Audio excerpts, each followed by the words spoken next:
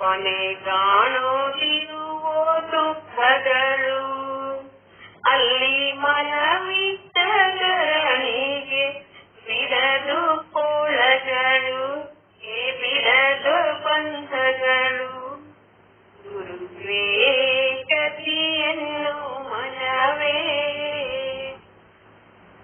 ತನ್ನ ತಿಳಿವ ಸಾಹಸವ ಬಿಟ್ಟು ನೀನೆಂದು ದೃಶ್ಯವಾಗುವ ಬೀದಿ ಕಸವ ಧ್ಯಾನಿಸುತ್ತಿರೋ ಮಾನಸವ ಬಿಟ್ಟು ನೀನೆಯಾದರೆ ಸೇವಿಸುವೆ ಸಿದ್ಧರಸವ ಶ್ರೀ ಗುರು ಸಿದ್ಧರಸವ. ಗತಿಯನ್ನು ಮನವೇ ಸತ್ವಗುರುವಿನ ಪದಕ್ಕಿಂತ ಬೆರತೊಂದು ಕನವೇ, ಬೆರತೊಂದು ಕನವೇ.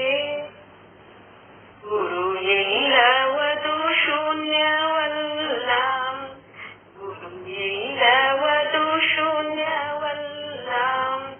ನಿತ್ಯ ನಿರತಿಶಯಾನಂದ ನುಡಿಯೊಳಗಿಲ್ಲ. ಪರವಾದಿ ಇದನೇ ನಾವಲ್ಲ, ಪರವಾದಿ ಇದನೇ ನಾವಲ್ಲ. ಅಲ್ಲಿ ಗುರು ಶಂಕರನ ಬಿಟ್ಟು ಬೆರತೆಂಬುದಿಲ್ಲ, ಅಲ್ಲಿ ಗುರು ಶಂಕರನ ಬಿಟ್ಟು ಬೆರತೆಂಬುದಿಲ್ಲ.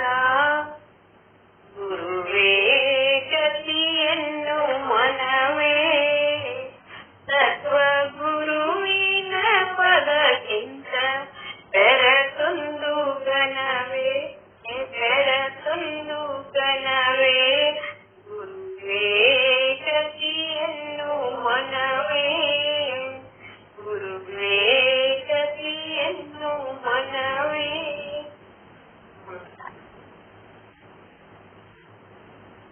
ಇದುವರೆಗೆ ಬ್ರಹ್ಮಣಿ ಗೌರಮ್ಮ ತಾಯಿಯವರು ಗುರುವೇ ನಮಗೆಲ್ಲರಿಗೂ ಬರಲಿ ಅಂತ ಹೇಳಿ ಒಂದು ತತ್ವಜ್ಞಾನವನ್ನು ಸುಂದರವಾಗಿ ಹೇಳಿದರು. ಅವರಿಗೆ ಅನಂತ ಧನ್ಯವಾದಗಳು. ಇನ್ನು ಮುಂದೆ ಶುದ್ಧ ಬ್ರಹ್ಮೇಂದ್ರ ಶ್ರೀ ಶರಣಬಸವ ಮಹಾಸ್ವಾಮಿಗಳಿಂದ ಮೋಕ್ಷ ವಿಚಾರವನ್ನ ಎಲ್ಲರೂ ಆಲಿಸೋಣ.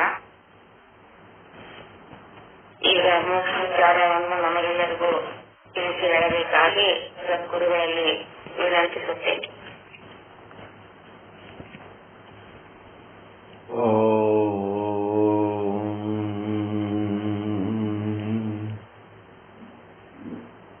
ಸದ್ಗುರು ಶ್ರೀ ಶುದ್ಧ ಬ್ರಹ್ಮಣೇ ನಮಃ. ಸಮಸ್ತ ಶುದ್ಧ ಬ್ರಹ್ಮ ಸ್ವರೂಪರಲ್ಲಿ ಅನಂತ ಅನಂತ ಪ್ರಣಾಮಗಳು. ಶ್ರೀ ವಿಚಾರ ಸಾಗರ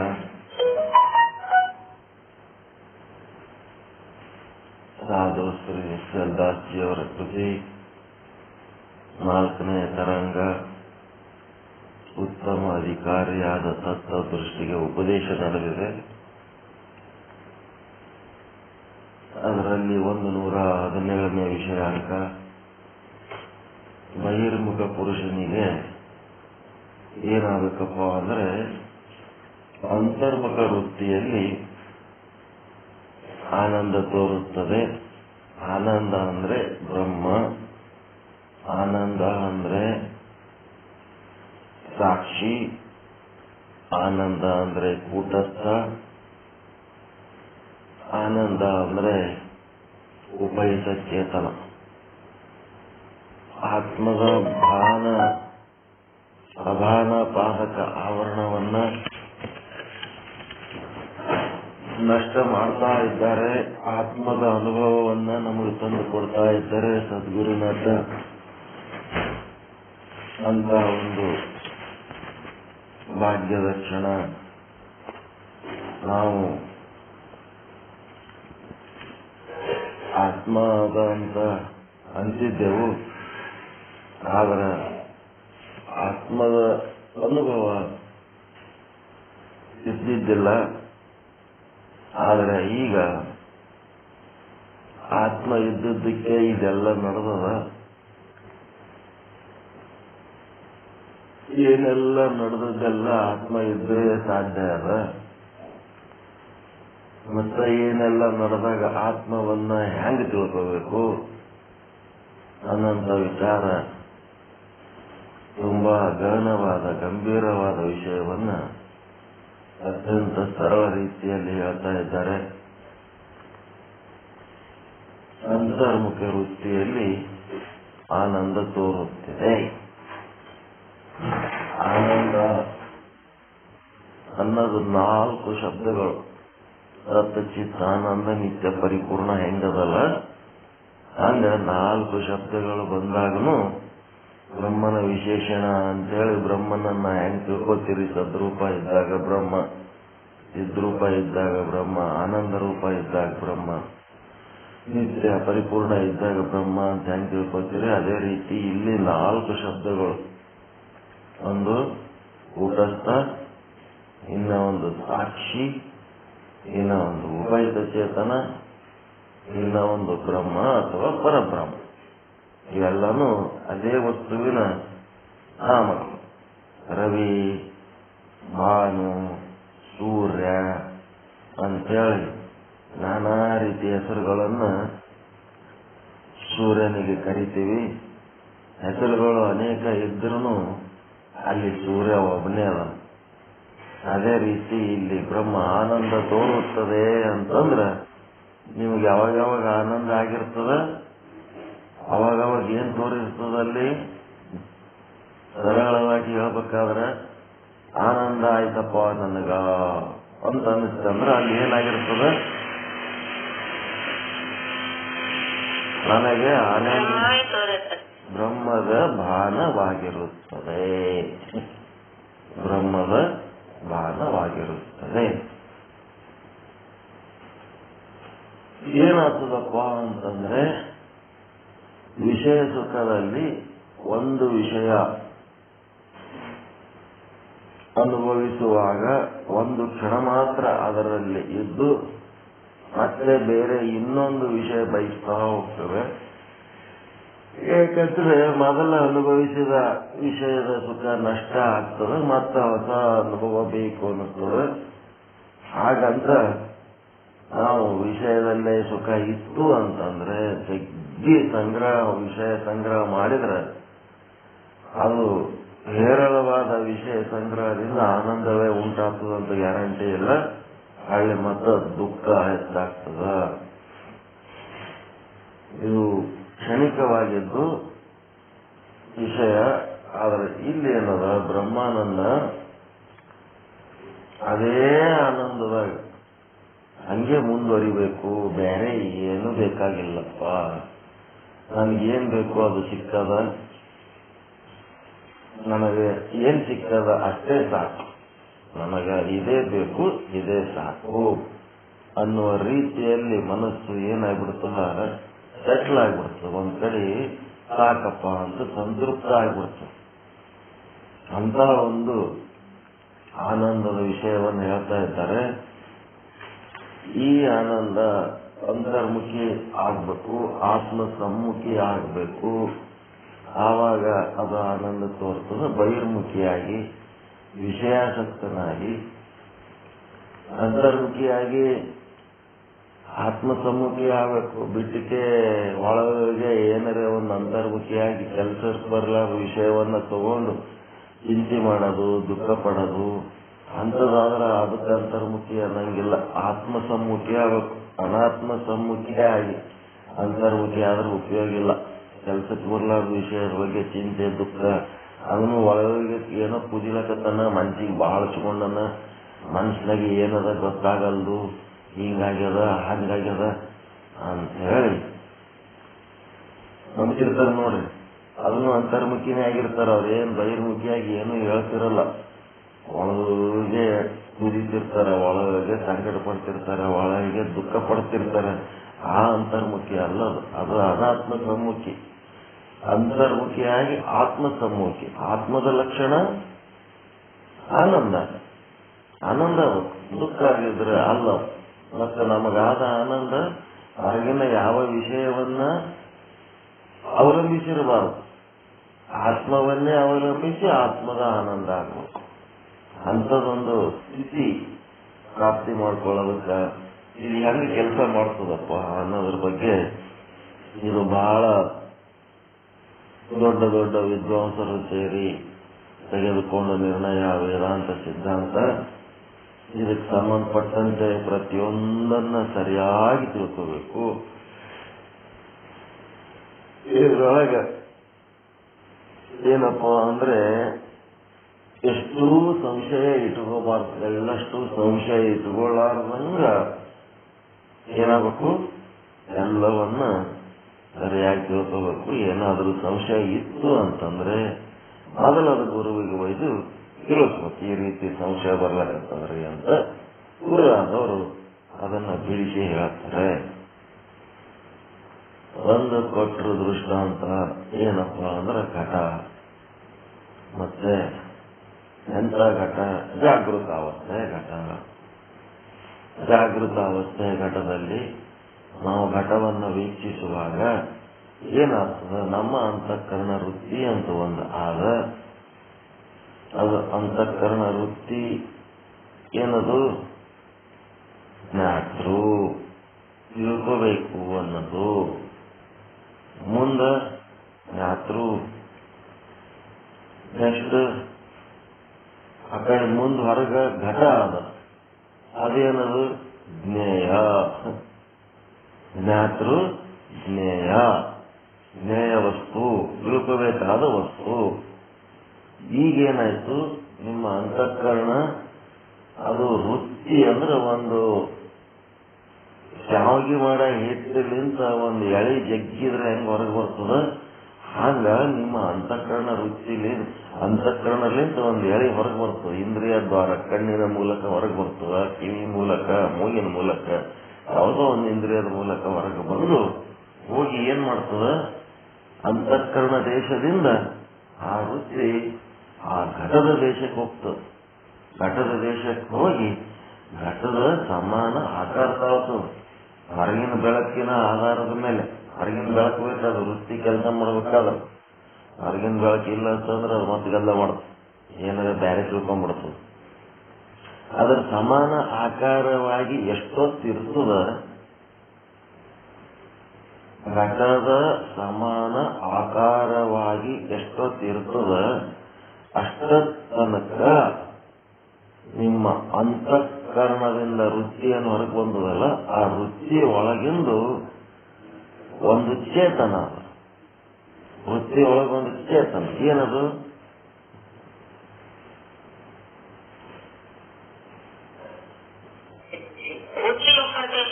ವೃತ್ತಿ ಉಪಯುಕ್ತ ಚೇತನ ಮತ್ತ ಅಂತಃಕರಣದೊಳಗೊಂದು ಚೇತನ ಅದ. ಅಂತಃಕರಣ ಉಪಯುಕ್ತ ಚೇತನ ಮತ್ತ ಘಟದೊಳಗೂ ಬ್ರಹ್ಮದನ ಇಲ್ಲ. ಘಟದ ಎಲ್ಲದ್ರಾಗ ಅದನ್ನ ಬ್ರಹ್ಮ, ಅವನೇನು ತೃಣಕಾಷ್ಟ. ಅದಕ್ಕೆ ವಸ್ತು ಉಪಯುಕ್ತ ಚೇತನ. ಈ ಮೂರೂ ಚೇತನಗಳು ಒಂದಾಗ್ಬೇಕು, ಸಂಗಮ ಆಗ್ಬೇಕು. ಅಂತಃಕರಣ ಮತ್ತು ಅಂತಃಕರಣ ವೃತ್ತಿ ಅವೆರಡೇನು ಬೇರೆ ಅದಾವೇನು? ಒಂದೇ ಅದಾವು. ಹೀಗಾಗಿ ಆ ವೃತ್ತಿ ಮತ್ತು ಅಂತಃಕರಣದ ಉಪಯುಕ್ತ ಚೇತನ ಒಂದೇ ಅದಾವು. ಎಳಿ ಶಕ್ತಿ ಅಷ್ಟೇ, ಎಳಿ ಸಂಗಟ ಅದು ಉಪಯುಕ್ತ ಚೇತನ ಬಂದವು. ಅದು ಆಯ್ತು. ಇಲ್ಲಿ ಘಟ ಹೊರಗದ ಮತ್ತೆ ಅಂತಃಕರಣ ಒಳಗದ. ಅದು ಒಳಗಿದ್ದರ ಅದ್ರ ಉಪಯುಕ್ತ ಚೇತನ, ಅದ್ರ ಸಂಗಟ ಇರ್ತದ, ಇದ್ರ ಉಪಯುಕ್ತ ಚೇತನ ಇದ್ರ ಸಂಗಟ ಇರ್ತದ. ಎರಡು ಬೇರೆ ಬೇರೆನೇ ಇದ್ದು ಯಾವಾಗ ನಾವು ಘಟ ನೋಡ್ಲಕ್ ಹೋಗ್ತೀವಿ ಆವಾಗ ಘಟದ ಕಡೆ ಲಕ್ಷ್ಯ ಕೊಡ್ತೀವಿ. ಆವಾಗ ಅದು ವೃತ್ತಿ ಬಂದು ಏನ್ ಮಾಡ್ತದೆ, ಒಳಗಿಂದಕ್ಕೆ ಹೊರಗಿಂದಕ್ಕೆ ಕನೆಕ್ಷನ್ ಕೊಟ್ಟು ಮಾಡ್ತದೆ. ಕನೆಕ್ಷನ್ ಕೊಟ್ಟ ಕೂಡ್ಲೇನೆ ವೃತ್ತಿ ಮತ್ತು ವಸ್ತು ಮತ್ತು ನಿಮ್ಮ ಅಂತಃಕರಣ ಮೂರದ್ರೊಳಗಿಂದ ಉಪಯುಕ್ತ ಚೇತನಗಳು ಒಂದಾಗ್ಬಿಡ್ತಾವೆ. ಅವು ಒಂದೇ ಗುಣ. ಉಪಯುಕ್ತ ಚೇತನ ಅಂದ್ರೆ ಬ್ರಹ್ಮ, ಮತ್ತಿನ್ನೇನಿಲ್ಲ. ಅದು ಬ್ರಹ್ಮ, ಇದು ಬ್ರಹ್ಮ, ಇದು ಬ್ರಹ್ಮ, ಮೂರು ಬ್ರಹ್ಮನೇ ಆಗ್ತವೆ. ಬ್ರಹ್ಮ ಗಂಗಾ, ಬ್ರಹ್ಮಪುತ್ರ, ಸರಸ್ವತಿ ನದಿಗಳಿದ್ದಂಗ ಅವು. ಅದು ಮೂರು ನೀರೇ. ಅವು ಮೂರು ಒಂದಾದಾಗ ಸಮುದ್ರ ಆಗ್ಬಿಡ್ತದೆ. ಹಂಗ ಗಂಗಾ ಯಮುನ ಸರಸ್ವತಿ ಅಂತಿರಲ್ರಿ, ತ್ರಿವೇಣಿ ಸಂಗಮ, ಹಂಗ ಸಂಗಮ 3 ಸಂಗಮಾಗಿ ಸಮುದ್ರ ಆಗ್ಬಿಡ್ತು. ಅದೇನಕ್ಕಾಗಲಕ್ಕ ಅವು 3 ಒಂದಾದಾಗ ಈಗ ಏನಾಯ್ತು, ಉಪಯುಕ್ತ ಚೇತನದ ಬಗ್ಗೆ ಹೇಳಿದ್ರಿ. ಅದರ ಜೊತೆಗೆ ಇನ್ನೂ ಒಂದು ಚೇತನ,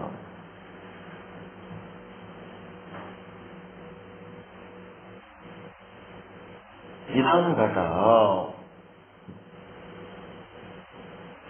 ಇದಂ ಘಟ, ಇದು ಘಟವಿದೆ ಅಂತ ಗುರುತಿಸೋದು ಯಾವುದು? ಇದು ಘಟ ಅಂತ ಗುರುತಿಸೋದು ವೃತ್ತಿ ಉಪಯುಕ್ತ ಚೇತನದಲ್ಲಿರುವ ಅಂತಃಕರಣ ಉಪಯುಕ್ತ ಚೇತನ ಗುರುತಿಸ್ತದೆ. ವೃತ್ತಿ ಉಪಯುಕ್ತ ಚೇತನದಲ್ಲಿರುವ ವೃತ್ತಿ ಉಪಯುಕ್ತ ಚೇತನ, ಅಂತಃಕರಣ ಉಪಯುಕ್ತ ಚೇತನ, ಘಟ ಉಪಯುಕ್ತ ಚೇತನ 3 ಒಂದೇ ಆಗ್ಯಾವ. ಆ ವೃತ್ತಿ ಸಂಗಟ ಇನ್ನ ಒಂದು ಚೇತನ ಅದ.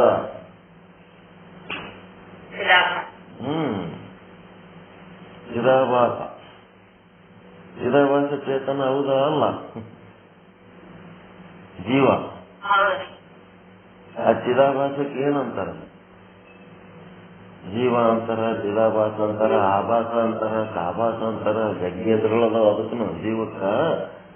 ಅದ್ರೊಳಗ ಇಲ್ಲಿ ಹೆಂಗ ವೃತ್ತಿ ಉಪಯುಕ್ತ ಚೇತನ ಅಂತ ಹೆಂಗ ಅಂದಿರಲ್ಲ, ಅದ್ರಂಗ ಅದೇ ಸ್ಟೈಲ್ನಾಗ ಹೇಳ್ಬೇಕಾದ್ರ ವೃತ್ತಿ ವಿಶಿಷ್ಟ ಚೇತನ ಅಂತಾರ. ಅದಕ್ಕೆ ವೃತ್ತಿ ವಿಶಿಷ್ಟ ಚೇತನ. ಚಿದಾಭಾಸ ಅಂದ್ರ ವೃತ್ತಿಯೊಳಗೆ ಇರೋಂಥದ್ದು, ವೃತ್ತಿಗೆ ಆಧಾರವಾಗಿಲ್ಲ, ವೃತ್ತಿ ಒಳಗೆ ಅದ. ಅದು ವೃತ್ತಿ ಒಳಗದ ವಿಶಿಷ್ಟ ಚೇತನ. ಅಜ್ಞಾನ ಮತ್ತಿನ್ನೇನದ? ಮಾಯೆ. ಮತ್ತೇನದ? ಅವಿದ್ಯೆ. ಇದೆಲ್ಲ ಓಟು ಚಿದಾಭಾಸನ ಕೆಲಸನೇ. ಅದು ಏನಾಯ್ತಲ್ಲಪ್ಪ ಅಂತಂದ್ರೆ, ಈ ಅಜ್ಞಾನ ಯಾವುದನ್ನು ಆಧರಿಸಿರ್ತದ, ಯಾವುದರ ಆಧಾರದೊಳಗಿರ್ತದ? ಉಪಯುಕ್ತ ಚೇತನ ಜೊತೆಗೆ ಇರ್ತದದು, ಅದರ ಆಧಾರದಾಗಿರ್ತದ. ಇದೇನಾಯ್ತು, ಇದಂ ಘಟ ಅಂತೇಳಿ ವೃತ್ತಿ ವಿಶಿಷ್ಟ ಚೇತನ ಅಥವಾ ಚಿದಾಭಾಸ ಇದು ಘಟ ಅಂತೇಳಿ ಗುರುತಿಸ್ತು. ಈಗ ಜ್ಞಾತೃ ಅಂದ್ರೆ ಯಾವುದು? ಇದು ಘಟ ಅಂತ ಹೇಳಿ ಯಾರು ತಿಳ್ಕೊತಾರ ಅವರು ಜ್ಞಾತೃ. ಮತ್ತ ಜ್ಞೇಯ ಅಂದ್ರೆ ಯಾವುದು? ಘಟವಸ್ತು, ಘಟ. ಮತ್ತ ಜ್ಞಾನ ಅಂದ್ರೆ ಯಾವುದು ಅಂತಂದ್ರ ನಿಮ್ಮ ಅಂತಃಕರಣ ವೃತ್ತಿ ಹೋಗಿ ಆ ಒಂದು ಘಟಕ್ಕ ಎಷ್ಟೊತ್ತು ಅದರ ಆಕಾರ ತಾಳಿರ್ತದಲ್ಲ ಅಷ್ಟೊತ್ತು ನಿಮ್ಗೆ ಏನ್ ಅನುಭವ ಆಗ್ತದ ಅದೇ ಜ್ಞಾನ.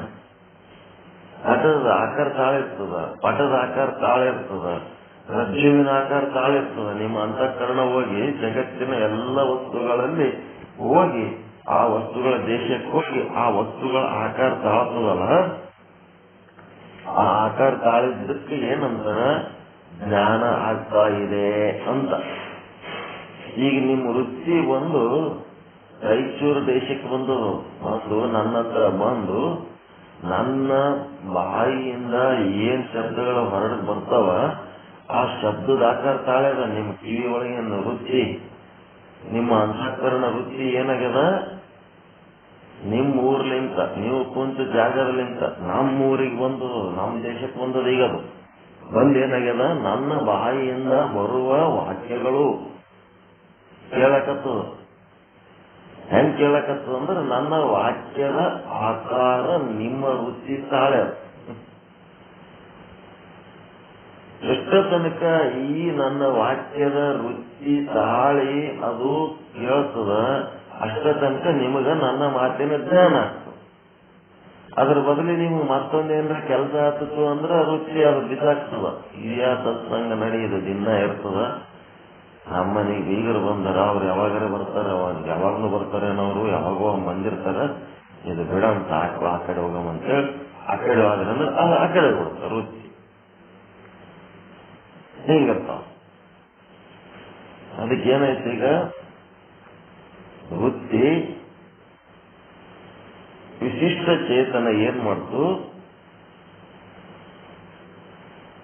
ಜಡವಾದ ಘಟವನ್ನ ಗುರುತಿಸುವಂತ ಸಾಮರ್ಥ್ಯ ಇತ್ತು. ಘಟ ಅಂದ್ರೇನು? ಜ್ಞೇಯ ವಸ್ತುವನ್ನು ಮಾತ್ರ ಗುರುತಿಸುವ ಸಾಮರ್ಥ್ಯ ಯಾವುದಕ್ಕದ? ವೃತ್ತಿ ಉಪಯುಕ್ತ ಚೇತನವಾದ ಚಿದಾಭಾಸನಿಗದ. ಇದು ಘಟ ಅಂತ ಗುರುತಿಸಬೇಕಾದ್ರೆ ಒಂದು ಹೆಣದ ಮುಂದೆ ಒಯ್ದಿಟ್ರು ಹೆಣ ಗುರುತಿಸ್ತದೇನು? ಘಟ ಒಯ್ದು ಹೆಣದ ಜೀವಂತ ಮನುಷ್ಯನ ಮುಂದಿಟ್ರು ಗುರುತಿಸ್ತದೆ.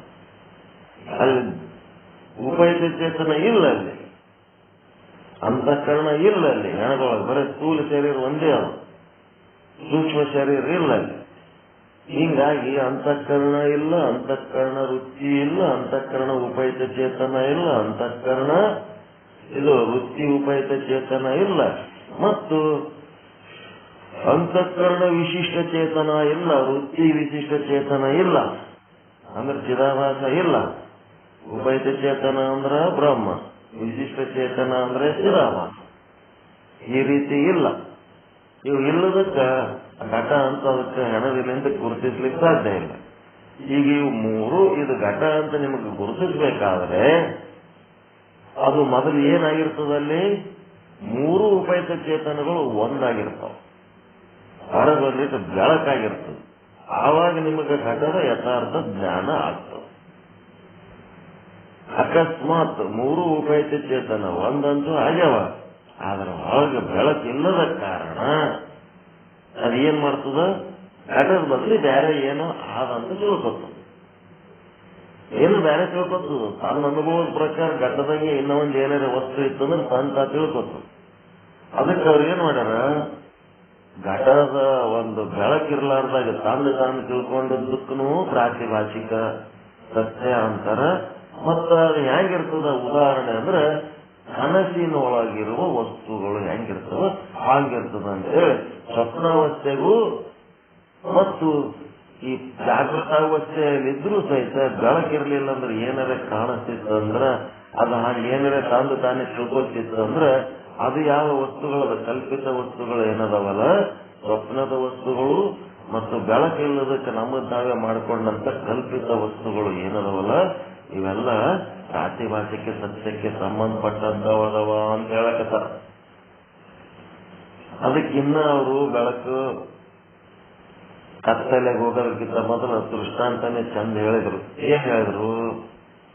ಹಗಲತ್ತೆ ಈ ಬೆಳಕಿದ್ದಾಗ ಏನೋ ಆಯ್ತಪ್ಪ, ಈಗ ಅದು ಘಟ ಜಾಗೃತಾವಸ್ಥೆಯಲ್ಲಿದ್ದಾಗ ಘಟ ನಿಮಗೆ ಯಥಾರ್ಥ ಜ್ಞಾನ ಆಯ್ತು.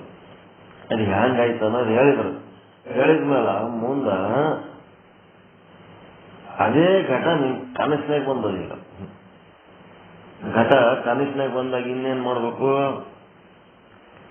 ಅದರಿಂದ ಆಯ್ತು ಕನಸಿನೊಳಗ ಘಟ ಅಂತಂದ್ರೆ ಹೊರಗಂತೂ ಘಟ ಇಲ್ಲ, ಘಟದ ಉಪಯುಕ್ತ ಚೇತನನೂ ಇಲ್ಲ.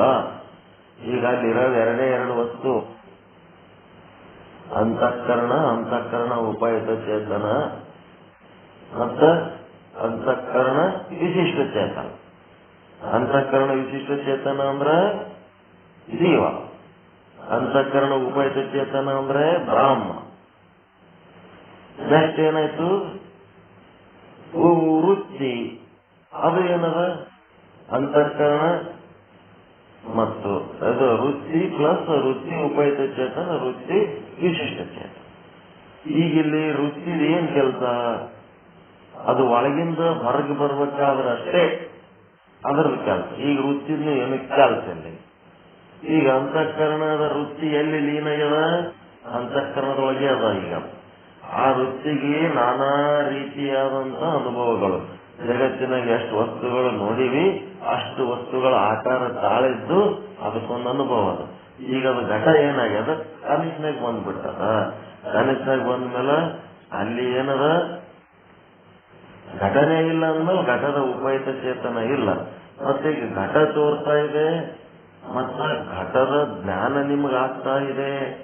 ಹೆಂಗಾಗ್ಲಿಕ್ಕತ್ತದಿದು ಅಂತಂದ್ರೆ ನಿಮ್ಮ ಅಂತಃಕರಣದೊಳಗಿರುವಂತ ಒಂದು ಅನುಭವ, ನಿಮ್ಮದೇ ಆದ ಒಂದು ಅನುಭವ.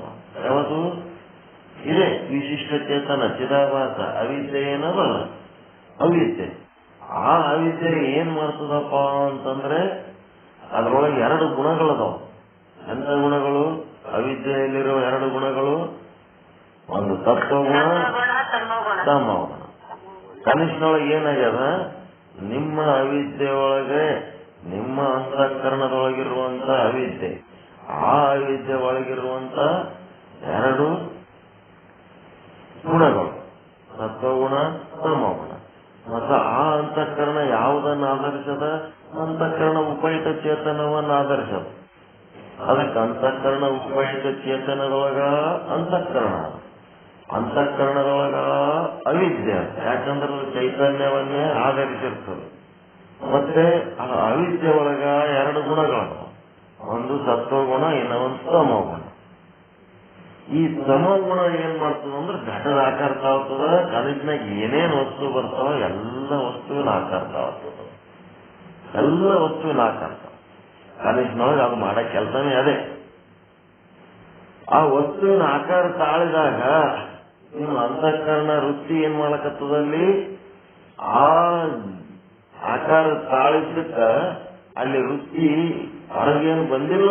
ಅದು ಒಳಗೆ ಇದ್ದು ಏನ್ ಮಾಡ್ಲಕತ್ತದ ಅಂತಂದ್ರ ನಿಮ್ಮ ಅಂತಃಕರಣದೊಳಗಿರುವಂತ ವೃತ್ತಿ ಕೆಲಸ ಇಲ್ಲಿ ಎದರ ಕೆಲಸ ಅಪ್ಪ ಅಂದ್ರೆ ಸತ್ವಗುಣದ ಕೆಲಸ, ತಮೋಗುಣದ ಕೆಲಸ. ತಮೋಗುಣ ಏನ್ ಮಾಡ್ಲಕತ್ತದ? ಘಟದ ಆಕಾರ ತಾಳಕತ್ತದ.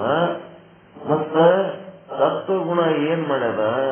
ಆ ಘಟದ ಜ್ಞಾನ ಮಾಡ್ಕೊಳಕತ್ತದ. ಇದು ಘಟ ಅಂತ ಹೇಳಿ ಸತ್ವಗುಣ ಘಟದ ಜ್ಞಾನ ಮಾಡ್ಕೊಳಕತ್ತದ. ಅದಕ್ಕೆ ಸತ್ವಗುಣ ಘಟದ ಜ್ಞಾನಾಕಾರವಾಗಿದೆ ಮತ್ತು ತಮೋಗುಣ ಘಟದ ವಸ್ತು ಆಕಾರ ಆಗಿದೆ. ಹೀಗಾಗಿ ಕನಿಷ್ಠೊಳಗಿನ ಬಂದ ಘಟ ನಿಮ್ಮ ಅನುಭವಕ್ಕೆ ಬರ್ಲಕತ್ತ. ಇದೇನಾಯ್ತು? ಒಂದು ಜಾಗೃತ ಅವಸ್ಥೆ, ಒಂದು ಕನಸಿನಾಗಿದ್ದಾಗ ಇವು ಹೆಂಗ್ ಕೆಲಸ ಮಾಡ್ತಾವ ಅನ್ನೋದು ಹೇಳಿದರು. ಜಾಗೃತ ಅವಸ್ಥೆ ಮತ್ತು ಕನಸು.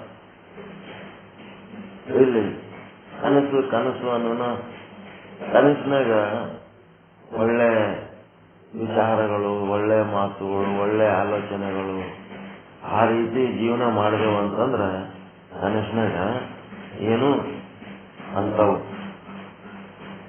ಕೆಲ್ಸಕ್ಕೆ ಬರ್ಲಾರ್ದು ಕೆಟ್ಟು ಡೇಂಜರು ಏನೇನು ಬರಂಗಿಲ್ಲ. ಅರ್ಥ ಕೇಳವ ನಾನೊಂದು ಕನಸ ಕಂಡೆ. ಹಂಗ ಕನಸಿನೊಳಗೆ ಏನೇನೋ ಬರ್ತಿರ್ತಾವ. ಬಂದ್ರ ಅದ್ರೊಳಗ ಶುಭ ವಸ್ತುಗಳು ಅಶುಭ ವಸ್ತುಗಳು ಬರ್ಬೇಕು.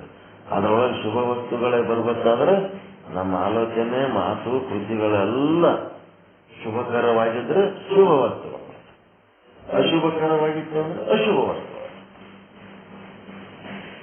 ಹೀಗಾಗಿ ನಮಗ ಏನೋ ಒಂದಿಂದ ಬಂದದ, ಹಿಂಗಾಗ್ಯದ, ಭಯ ಆಗ್ಲಕತ್ತದ ಅಂದ್ರೆ ನಮ್ಮ ಬದುಕು ಅಶುಭಕರವಾದ ರೀತಿಯಲ್ಲಿ ನಡೆಸ್ಲಕತ್ತೀವಿ. ಅದಕ್ಕೆ ನಮಗೆ ಹಿಂಗಾಗ್ಲಕತ್ತದ ಅಂತ ತಿಳ್ಕೋಬೇಕು.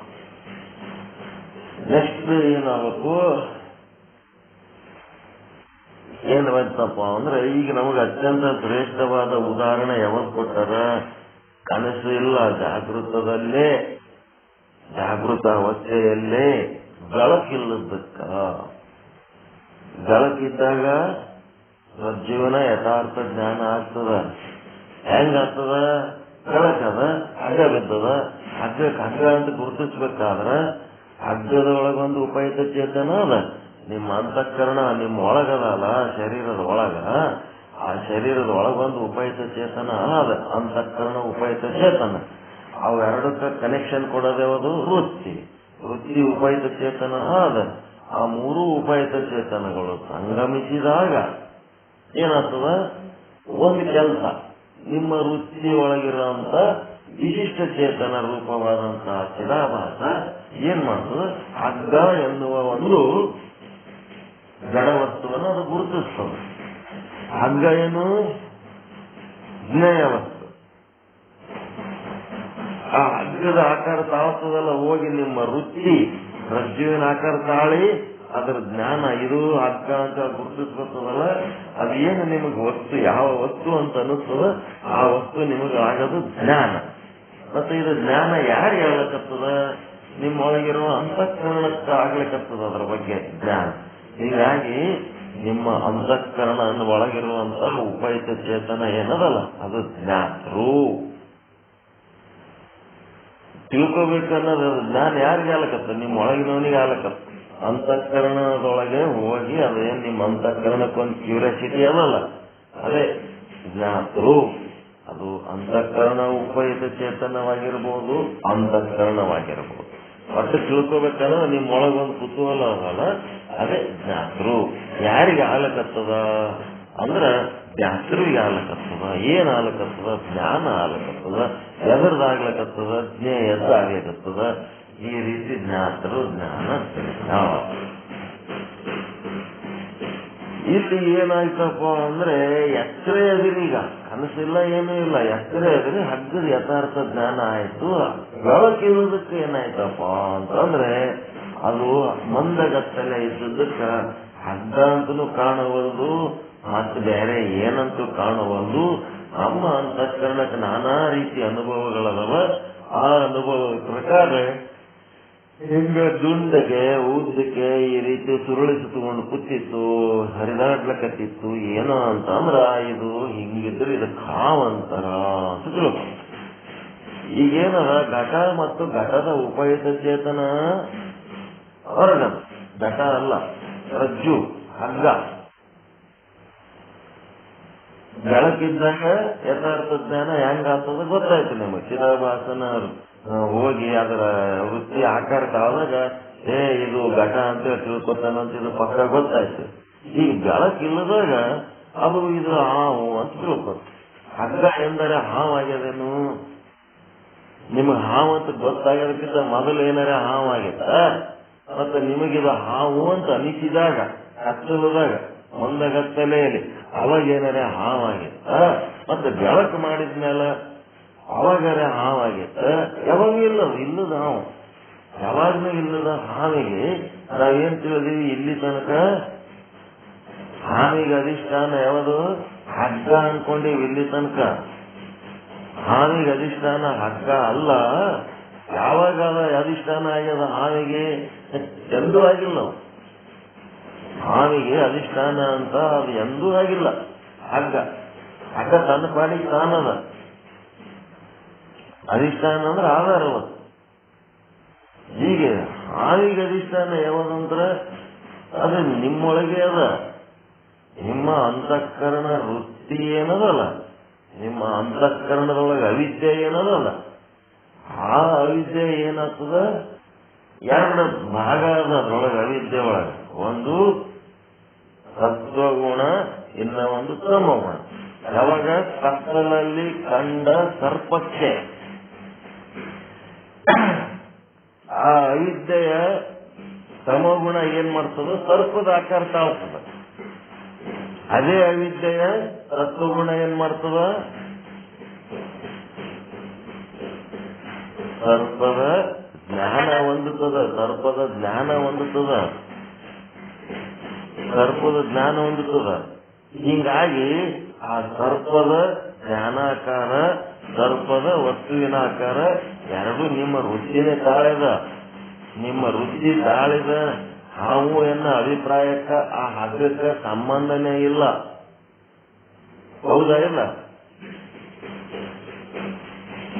ಆ ಹಗ್ಗಕ್ಕ ನಿಮ್ಮೊಳಗ ನೀವು ಭಾವ ಅಂತ ಅಂದ್ಕೊಂಡ ಭಾವನೆಗೆ ಏನಾರ ಸಂಬಂಧದ ಏನ್ರಿ?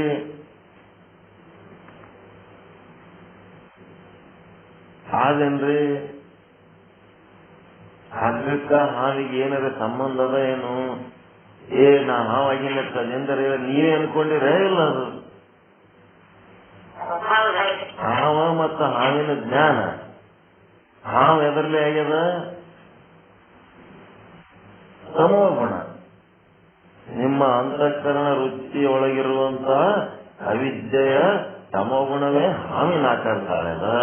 ನಿಮ್ಮ ಅಂತಃಕರಣ ವೃತ್ತಿಯೊಳಗಿರುವ ಸತ್ವಗುಣವೇ ಹಾವಿನ ಜ್ಞಾನ ಮಾಡ್ಕೊಂಡು ಇದು ಹಾವದ ಅಂತಂದಿರಿ.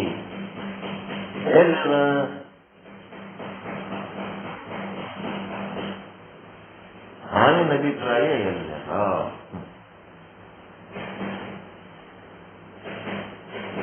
ಒಳಗದ, ನಿಮ್ಮ ಅಭಿಪ್ರಾಯಕ್ಕೆ ಆ ವಸ್ತುವಿಗೆ ಏನೇನು ಸಂಬಂಧ ಇಲ್ಲ. ಅದಕ್ಕೆ ಈಗೇನಾಯ್ತು, ಹಾವು ಮತ್ತು ಹಾವಿನ ಜ್ಞಾನಕ್ಕೆ ಸತ್ವಗುಣ ಮತ್ತು ತಮೋಗುಣಗಳು ಕಾರಣ. ಆ ಸತ್ವ ಮತ್ತು ತಮೋಗುಣಕ್ಕೆ ಹಿಂದ ಮೂಲ ಯಾವುದು? ಅವಿದ್ಯೆ. ಅವಿದ್ಯೆ ಯಾವುದನ್ನು ಆಶ್ರಯಿಸದ? ಅಂತಃಕರಣ ಉಪಯುಕ್ತ ಚೇತನವನ್ನು ಆಶ್ರಯಿಸದ.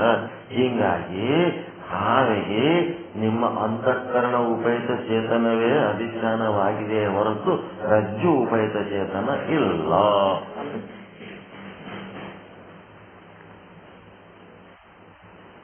ಹೌದಾ ಇಲ್ಲ?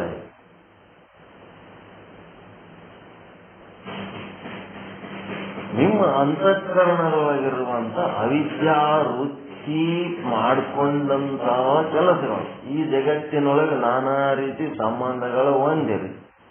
ನಾನಾ ರೀತಿ ಸಂಬಂಧಗಳು ಹೊಂದಿ ಅದ್ರೊಳಗ ನಿಮ್ಮ ವೃತ್ತಿ ಏನ್ ಕಾರವಾರ ಮಾಡ್ಯದ ಅಂತಂದ್ರೆ ಅದ್ರೊಳಗೆ ನಾನು ನನ್ನದು ಅಂತೇಳಿ ಹಿಡ್ಕೊಂಡು ಕೂತ್ಬಿಟ್ಟ.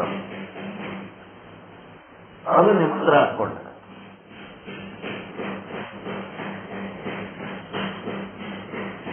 ಒಂದು ಏನೇನೋ ಮಾಡಿ ಮನಿ ಕಟ್ತೀರಿ, ಮದುವೆ ಮಾಡ್ಕೊಂಡು ಮಕ್ಕಳ ಇಡ್ತೀರಿ, ಏನೆಲ್ಲ ಮಾಡ್ತೀರಿ.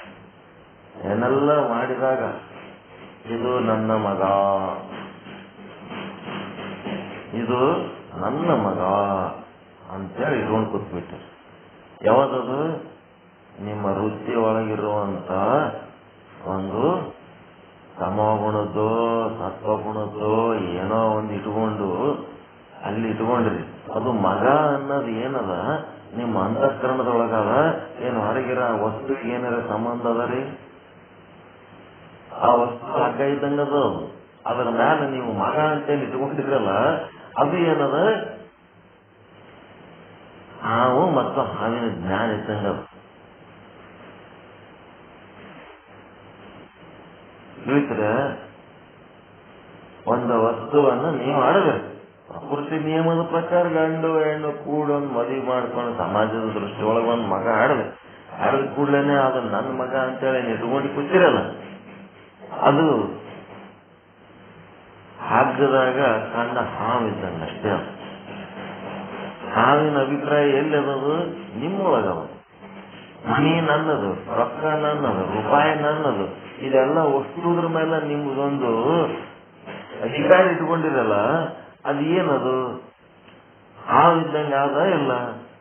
ಅದು ಸತ್ಯ ಏನದು?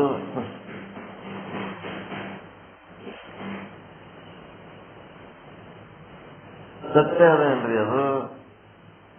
ಅದಕ್ಕೆ ಜಗ್ಗಿ ತಪಸ್ ಮಾಡಿದ್ನ ತಗೋ. ಈಶ್ವರ ಬಂದ್ಬಿಟ್ನಂತ ಎದರ, ಏನಪ್ಪ ಏನ್ ಎಂತ ಪರಿ ತಪಸ್ ಮಾಡ್ಲಕತ್ತಿದಿ, ಏನ್ ಮಾಡ್ಬೇಕನ್ನ, ಏನಪ್ಪ ಬಹಳ ತ್ರಾಸ ಆಗ್ಯದ ನನ್ನ ಜೀವನ ಅಂದನಂತ. ಏನ್ ತ್ರಾಸ ಆಗ್ಯದ? ಎಂತ ಹೆಣ್ತಿನ ಕೊಟ್ಟು ಮಾರಾಯ ಅಂದನಂತ. ಅದಕ್ಕೆ ಈಶ್ವರನ್ನಂತ, ಏ ಹುಚ್ಚ, ನಾ ಹೆಣ್ತಿನ ಕೊಡೋದು ಗಂಡನ್ ಕೊಡೋದು ಮಾಡಂಗಿಲ್ಲೋ. ಹೆಣ್ಣ ಗಂಡ ಸೃಷ್ಟಿ ಮಾಡ್ತೀನಿ ಜಗತ್ತಿನಾಗ. ಹೆಣ್ತಿನ ಮಾಡ್ಕೊಳೋ ನೀನು, ಗಂಡನ ಮಾಡ್ಕೊಂಡವ್ರು ನೀವು, ನಮ್ಮ ಮಕ್ಕಳು ಅನ್ನೋರು ನೀವು.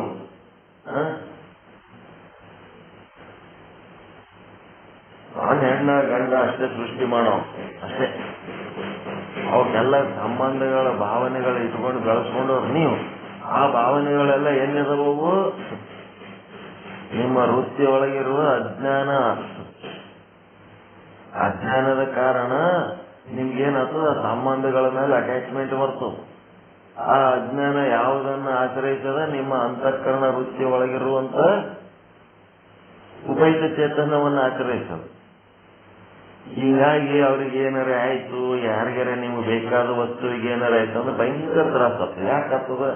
ಅವ್ರು ಅದು ಅನುಭವಿಸ್ಲಿಕ್ಕೆ ಬಂದಾರ. ಅವ್ರದವ್ರು ಅನುಭವಿಸ್ತಿರ್ತಾರೆ. ನಿಮ್ಗೆ ಯಾಕೆ ತ್ರಾಸ ಆಗ್ತದೆ? ಯಾಕಂದ್ರೆ ನಿಮ್ಮ ಅಜ್ಞಾನದ ಕಾರಣ ಅವ್ರ ಬಗ್ಗೆ ಸಂಬಂಧ ಇಟ್ಕೊಂಡ್ರಿ ನೀವು, ನಮ್ಮದಂತ ಹೇಳಿ. ಅದಕ್ಕೆ ನಿಮಗೆ ತ್ರಾಸ.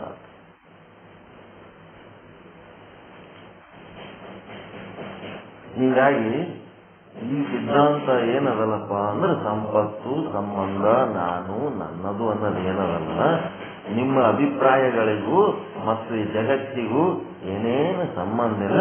ಈ ಜಗತ್ತಂದ್ರೆ ಒಂದು ಹಗ್ಗ ಇದ್ದಂಗ, ಘಟ ಇದ್ದಂಗ. ಇದ್ರ ಬಗ್ಗೆ ನೀವು ಕನಸು ಕಾಣ್ತೀರಿ, ಇದ್ರ ಬಗ್ಗೆ ನೀವು ಅಜ್ಞಾನದಿಂದ ಆಲೋಚನೆ ಹೊಂದಿ ಇದು ನಂದು ನಾನದು ಅಂತೇಳಿ ಏನು ಹೊಂದುತ್ತೀರಲ್ಲ, ಇವೆಲ್ಲ ನಿಮ್ಮೊಳಗೆ ಇಟ್ಕೊಂಡಿದ್ದಾವೆಲ್ಲ ವಸ್ತು. ನಿಮ್ಮ ಆಯುಷ್ಯ ತೀರಿದ ಮೇಲೆ ನಿಮ್ಮ ಸಂಗತಿ ಯಾವ್ದಾರ ಬರ್ತಾವೇನು? ಇದ್ರ ಬಗ್ಗೆ ಅಷ್ಟೊಂದು ಅಭಿಪ್ರಾಯ ಇಟ್ಕೊಂಡು ನೀವು ಒದ್ದಾಡ್ತೀರಿ. ಏನು ಸಂಬಂಧ ಇಲ್ಲ ಈ ಜಗತ್ತಿನ ವಸ್ತುಗಳಿಗೂ ನಿಮಗೂ. ನೀವು 4 ದಿನ ಆರಾಮಿದ್ದು ಹೋಲಕತ್ತು ಬಂದು ಆರಾಮಿದ್ದು ಹೋಗೋದು ಬಿಟ್ಟು ಇದ್ರ ಎಂತ ಪರಿ ಹೈರಾಣ ಮಾಡ್ತಿರುವ ಮಾರಾಯ ಅಂತದ ಇದು ಸಿದ್ಧಾಂತ. ಆನಂದದ ಸಂಬಂಧ ಇದು ವೇದಾಂತ ಸಿದ್ಧಾಂತ. ದುಃಖ ಪಡೋದಕ್ಕಿಲ್ಲ ಇದು. ಬರೇ ಘಟದ ಸುದ್ದಿ ಮಾತಾಡಿ, ಮತ್ತೆ ಹಗ್ಗ ಹಾವಿನ ಸುದ್ದಿ ಮಾತಾಡಿ, ಜಾಗ್ರ ಸ್ವಪ್ನ ಅಂದು, ಬೆಳಕಿದ್ದಾಗ ಮಂದಗತ್ತಲೆ ಅಂದು ನಮ್ಮ ಜೀವನಕ್ಕೆ ಅದು ಉಪಯೋಗ ಮಾಡ್ಕೊಳ್ಳಿಲ್ಲ ಅಂದ್ರೆ ತಗೊಂಡೇನ್ ಮಾಡೋದು? ಇಷ್ಟೆಲ್ಲ ಹೇಳಿದ್ವಿ. ನನ್ನ ಜೀವನದಾಗ ಕನಸಿನ ಘಟ ಅಥವಾ ಕತ್ತಲೆಯಲ್ಲಿ ಕಂಡ ಇದು ಸರ್ಪ ಮತ್ತು ಈ ಘಟದ ಜ್ಞಾನ, ಸರ್ಪದ ಜ್ಞಾನ ಅನ್ನಂಥವು ಏನೇನದಾವ ನನ್ನೊಳಗ ಇವೆಲ್ಲ ಪಟ್ಟಿ ಮಾಡ್ಕೋಬೇಕು. ಮಾಡಿ ನನ್ನ ಅಂತಃಕರಣ ಉಪಯುಕ್ತ ಚೇತನವನ್ನ ಯಾವ ಅವಿದ್ಯೆ ಆಶ್ರಯಿಸದ ಆ ಅವಿದ್ಯೆ ಎದರಿಂದ ನಷ್ಟ ಆಗ್ತದಂತಂದ್ರೆ, ನಾನು ಈ ಜಗತ್ತಿನ ಬಗ್ಗೆ ಇಟ್ಟುಕೊಂಡಂತ ತಪ್ಪು ಅಭಿಪ್ರಾಯಗಳನ್ನು ತ್ಯಾಗ ಮಾಡಿದಾಗ ಅದು ಅಜ್ಞಾನ ನಷ್ಟ ಆಗ್ತದೆ. ಯಾವಾಗ ಬಿಡಂಗಿಲ್ಲ ಗುರು, ಯಾವಾಗ ಹಿಡಿ ಅಂತ ಅದು ಹಿಡಿಯಂಗಿಲ್ಲ, ಗುರು ಯಾವಾಗ ಬಿಡು ಅಂತ ಅದು ಬಿಡಂಗಿಲ್ಲ. ನನಗೆ ಅಜ್ಞಾನ ನಷ್ಟ ಆಗಿ ಮೋಕ್ಷ ಆಗ್ಬೇಕಂದ್ರೆ ಹೆಂಗಾಗ್ತದೆ?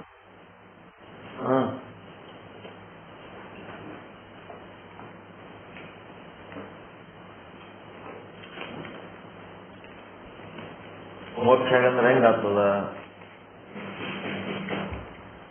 ನಿಮ್ಮ ಅಂತಃಕರಣವನ್ನ ಹೆಂಗ್ ನೋಡ್ಬೇಕು? ಸಪರೇಟ್ ಇಟ್ಟು ನೋಡ್ಬೇಕು.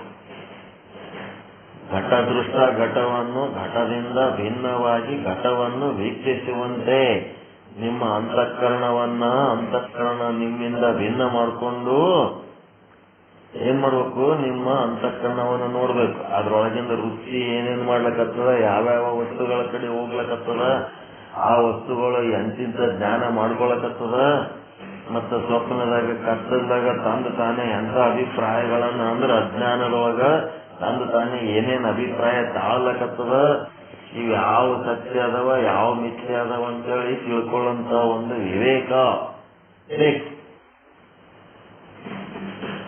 ನೀವು ಬರೇ ಹೆಣ್ಣು ಹಡ್ದಿರಿ, ನೀವು ಬರೇ ಗಂಡ ಹಡ್ದಿರಿ, ಮಗಳನ್ನ ಹಡ್ದಿಲ್ಲ, ಮಗನ್ನ ಹಡ್ದಿಲ್ಲ, ಮಗ ಮಗಳು ಗಂಡ ಅಂತೇಳಿ ಹಿಂಗೇನಾರ ನಂದು ಅಂತ ಇಟ್ಕೊಂಡಿರಲ್ಲ, ಇವು ಏನದಾವ? ಹಾವಿದ್ದಂಗ ಅದಾವ ಇವು. ಕನಸಿನೊಳಗಿಂದ ಘಟ ಇದ್ದಂಗ ಅದಾವ ಇವು. ಮಗಳನ್ನ ಹಡ್ದಿಲ್ಲ ನೀವು, ಹೆಣ್ಣು ಹಡ್ದಿರಿ ಅಷ್ಟೇ. ಹೆಣ್ಣು ಹಡ್ದಿದ್ದು ಸತ್ಯ, ಮಗಳು ಹಡ್ದಿದ್ದು ಸುಳ್ಳು. ಮಗಳು ಹಡ್ದೀನಿ ಅಂದ್ರೆ ಬಂತು ನೋಡ ಹಾವು. ಹೆಣ್ಣು ಹಡ್ದಿ ಜಗತ್ತಿನಾಗ ನಾನು ಒಂದ್ ಹೆಣ್ಣು ಆಗಿಬಿಡ್ತೀನಿ, ಒಂದ್ ಹೆಣ್ಣು ಹಡ್ದೀನಿ, ಒಂದು ಗಂಡು ಹಡ್ದೀನಿ. ಸಂಸಾರಕ್ಕೆ ಒಂದು ಗಂಡಿನ ಜೊತೆ ಮಾಡ್ಕೊಂಡಿನಿ, ಗಂಟಿನ ಮಾಡ್ಕೊಂಡಿನಿ ಅಂದ್ರೆ ಬಂತು ನೋಡ್ರಿ ಪದ್ಧತಿ. ಗಂಡ ಅಂದ್ರೆ ಪದ್ಧತಿ ಅದು. ಹೆಂಡತಿ ಅಂದ್ರೆ ಪದ್ಧತಿ ಹೆಣ್ಣು ಅಷ್ಟೇ. ಅದು ಈ ಬ್ರಹ್ಮಜ್ಞಾನದೊಳಗೆ ಇಷ್ಟೇ ಮಾತಾಡ್ಬೇಕು, ಇಷ್ಟೇ ನೋಡ್ಬೇಕು, ಇಷ್ಟೇ ಇರ್ಬೇಕು. ಪ್ರಕೃತಿ ನಿಯಮದಂತೆ ಸಂತಾನೋತ್ಪತ್ತಿಗಾಗಿ ಒಂದು ಗಂಡು ಹೆಣ್ಣು ಜೋಡಾಗ ಗಂಡ ಹೆಂಡತಿ ಆಗ್ಯಾವ ಅಂತ ಅದರೊಳಗೆ ನಾನು ನನ್ನದು ಬಂದು ಬಿಡ್ತು ಅಂತಂದ್ರೆ ಆಯ್ತು, ಹಾವಿನ ಆಟ ಚಾಲ.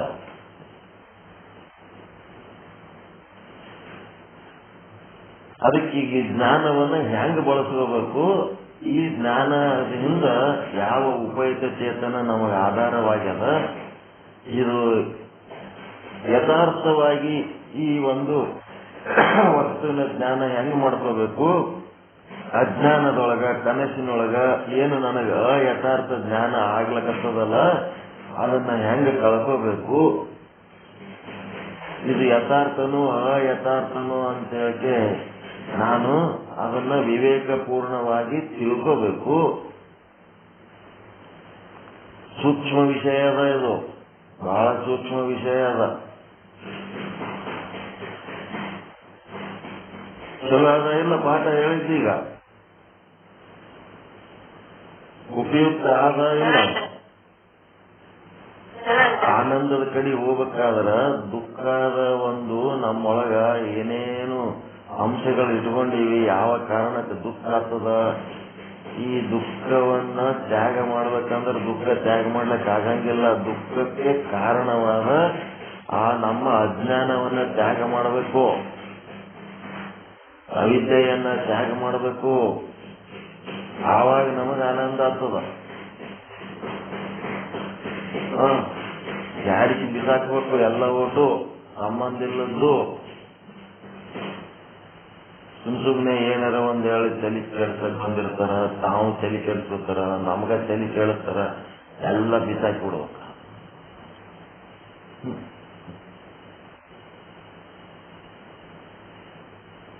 ಬಸವಣ್ಣವ್ರ ವಚನ, ಜನಿತಕ್ಕೆ ತಾಯಾಗಿ ಬಂದಳು, ಮಗಳಾಗಿ ಬಂದಳು, ಊಟಕ್ಕೆ ಸ್ತ್ರೀಯಾಗಿ ಬಂದಳು, ಎಲ್ಲ ಒಟ್ಟು ಮಾಯನೇ ಅದಂತ. ಸ್ತ್ರೀ ಬದಲಿ ಮುಂದೆ ತಾಯಿಯವ್ರ ಬದಲಿ ತಂದೆ ಮಗ, ಹಿಂಗೆಲ್ಲ ನೀವು ಬೇರೆ ಶಬ್ದಗಳು ಬಳಸ್ಬೇಕು.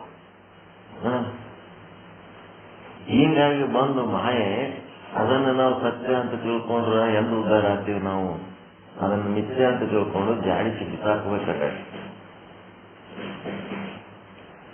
ಹೆಂಗ್ ಮಾಡ್ತೀರಿ?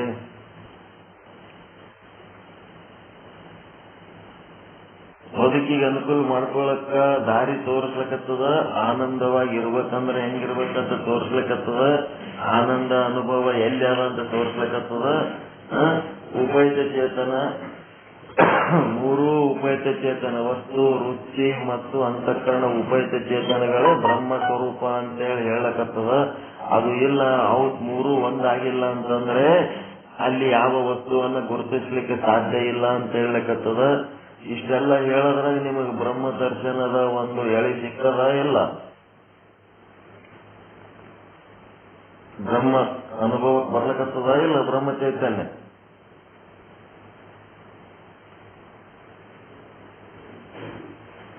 ಉಪಯುಕ್ತ ಚೇತನಗಳು ಇರ್ಲಿಲ್ಲ ಅಂತಂದ್ರ ಅಲ್ಲಿ ಯಾವ ವಸ್ತುವನ್ನು ಗುರುತಿಸ್ಲಿಕ್ಕೆ ಸಾಧ್ಯ ಇಲ್ಲ. ನೀವ ಈ ವಸ್ತುವನ್ನ ಗುರುತಿಸ್ಲಕತ್ತೀರಿ ಅಂತಂದ್ರ ಅಲ್ಲಿ ಉಪಯುಕ್ತ ಚೇತನ ಆದ ಅಂತ ಹೇಳಿದ ಮೇಲೆ ಅದನ್ನ ಏನ್ ಮಾಡ್ಬೇಕಾಗ್ಯದ? ನೀವು ನಂಬಬೇಕಾಗ್ಯದ ಇಲ್ಲ?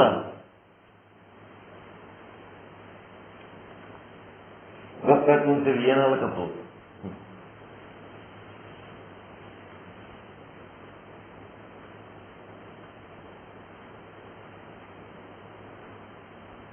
ಮನುಷ್ಯ ಬದುಕ್ಯಾನೋ ಸತ್ತಾನೋ ನೋಡ್ಬೇಕಾದ್ರ ಅವನ್ ಕೈ ಕಾಲುಗಳು ಅಲ್ಲಾಡ್ತಾವ ಇಲ್ಲ ನೋಡ್ತಾರ, ಕಣ್ಣು ಪಿಳಿ ಪಿಳಿ ಬಡಿಲಕತ್ತಿದ್ನಂದ್ರ ನೋಡ್ತಾರ, ಮೈ ಬಿಸಿ ಆಗ್ಯದ ಅಂತಂದ್ರ ನೋಡ್ತಾರ. ಅವೆಲ್ಲ ಲಕ್ಷಣಗಳು ನೋಡಿದ್ರೆ ಅವ ಬದುಕ್ಯಾನೋ ಸತ್ತಾನೋ ನಿರ್ಣಯ ಮಾಡ್ಲಕ್ ಬರ್ತದೆ. ಹಂಗ ಇಲ್ಲಿ ಏನದ, ಯಾವಾಗ ಒಂದು ವಸ್ತುವಿನ ಜ್ಞಾನ ನಿಮಗೆ ಆಗ್ಯದ ಅಂತಂದ್ರೆ ಅದು ವೇದಾಂತ ಸಿದ್ಧಾಂತದ ಪ್ರಕಾರ ಅಲ್ಲಿ ಮೂರು ಉಪಯುಕ್ತ ಚೇತನಗಳು ಒಂದಾಗ್ಯವ. ಮೂರು ಉಪಯುಕ್ತ ಚೇತನಗಳ ಸಂಗಮವಾಗಿದೆ. ವೃತ್ತಿ ಉಪಯುಕ್ತ ಚೇತನ, ವಸ್ತು ಉಪಯುಕ್ತ ಚೇತನ, ಅಂತಃಕರಣ ಉಪಯುಕ್ತ ಚೇತನ ಒಂದಾಗ್ಯವ ಅಂತ. ಅದು ಏನಾಗ್ತದ? ಬರೇ ಘಟ ಒಂದೇ ನೋಡಿ ಘಟದ ಕಡಿನೇ ಲಕ್ಷ್ಯ ಇದ್ದದ್ದಕ್ಕ ಏನಾಗ್ಯದ? ಈ ಉಪಯುಕ್ತ ಚೇತನದ ಕಡೆ ಲಕ್ಷ್ಯನೇ ಇಲ್ಲ ನಿಮಗ. ಯಾವಾಗ ಗೊತ್ತಾಗ್ತದ? ಕಾಲು ಮುರಿದಾಗ ಕಾಲಿನ ಉಪಯುಕ್ತ ಚೇತನದ ಎಷ್ಟು ಇಂಪಾರ್ಟೆಂಟ್, ಕೈ ಮುರಿದಾಗ ಕೈ ಉಪಯುಕ್ತ ಚೇತನದ ಎಷ್ಟು ಇಂಪಾರ್ಟೆಂಟ್, ಅದರೊಳಗಿಂದ ಉಪಯುಕ್ತ ಚೇತನ ಎಷ್ಟು ಮಹತ್ವ ಅನ್ನೋದು ಗೊತ್ತಾ?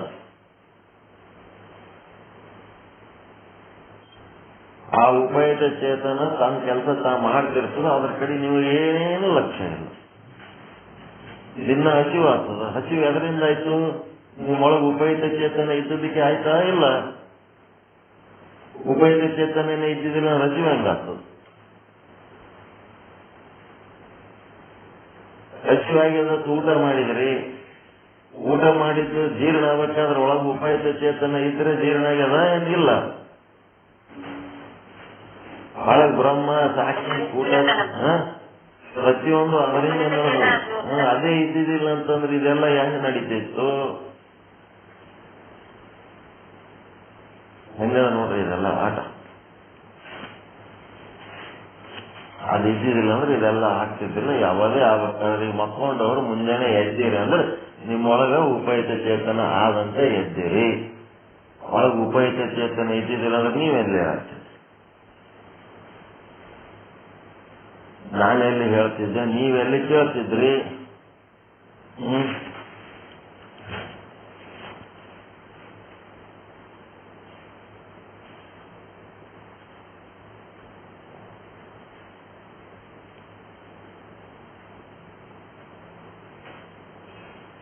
ಬ್ರಹ್ಮದ ಬಾಣವಾಗುತ್ತಿದೆಯೋ ಇಲ್ಲವೋ? ಉತ್ತಮ ಅಧಿಕಾರಿಗಳಾಗಿದ್ರಿ ಅಂದ್ರೆ ಆತದ, ಉತ್ತಮ ಅಧಿಕಾರಿ ಇಲ್ಲ ಅಂದ್ರೆ ಆಗಿರಂಗಿಲ್ಲ ಅಷ್ಟೇ.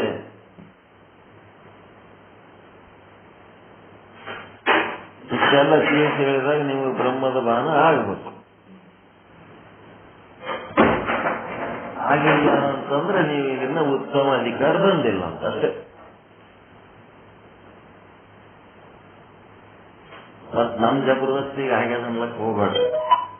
ಮತ್ತ ಉತ್ತಮ ಅಧಿಕಾರಿ ಅನಿಸ್ಕೋಬೇಕಂತ ಆಗ್ಯದಂತ ಅನ್ಲಕ್ ಹೋಗ್ಬೇಡ.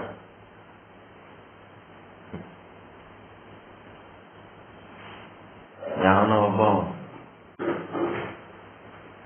ದೇವ್ರ ತೋರಿಸ್ತೀನಿ ಬರ್ರಿ ಅಂತ ಕರೆದಿದ್ ನಮ್ ಗೊತ್ತದೇನ್ ಜೋಕ್ ನಿಮಗೆ?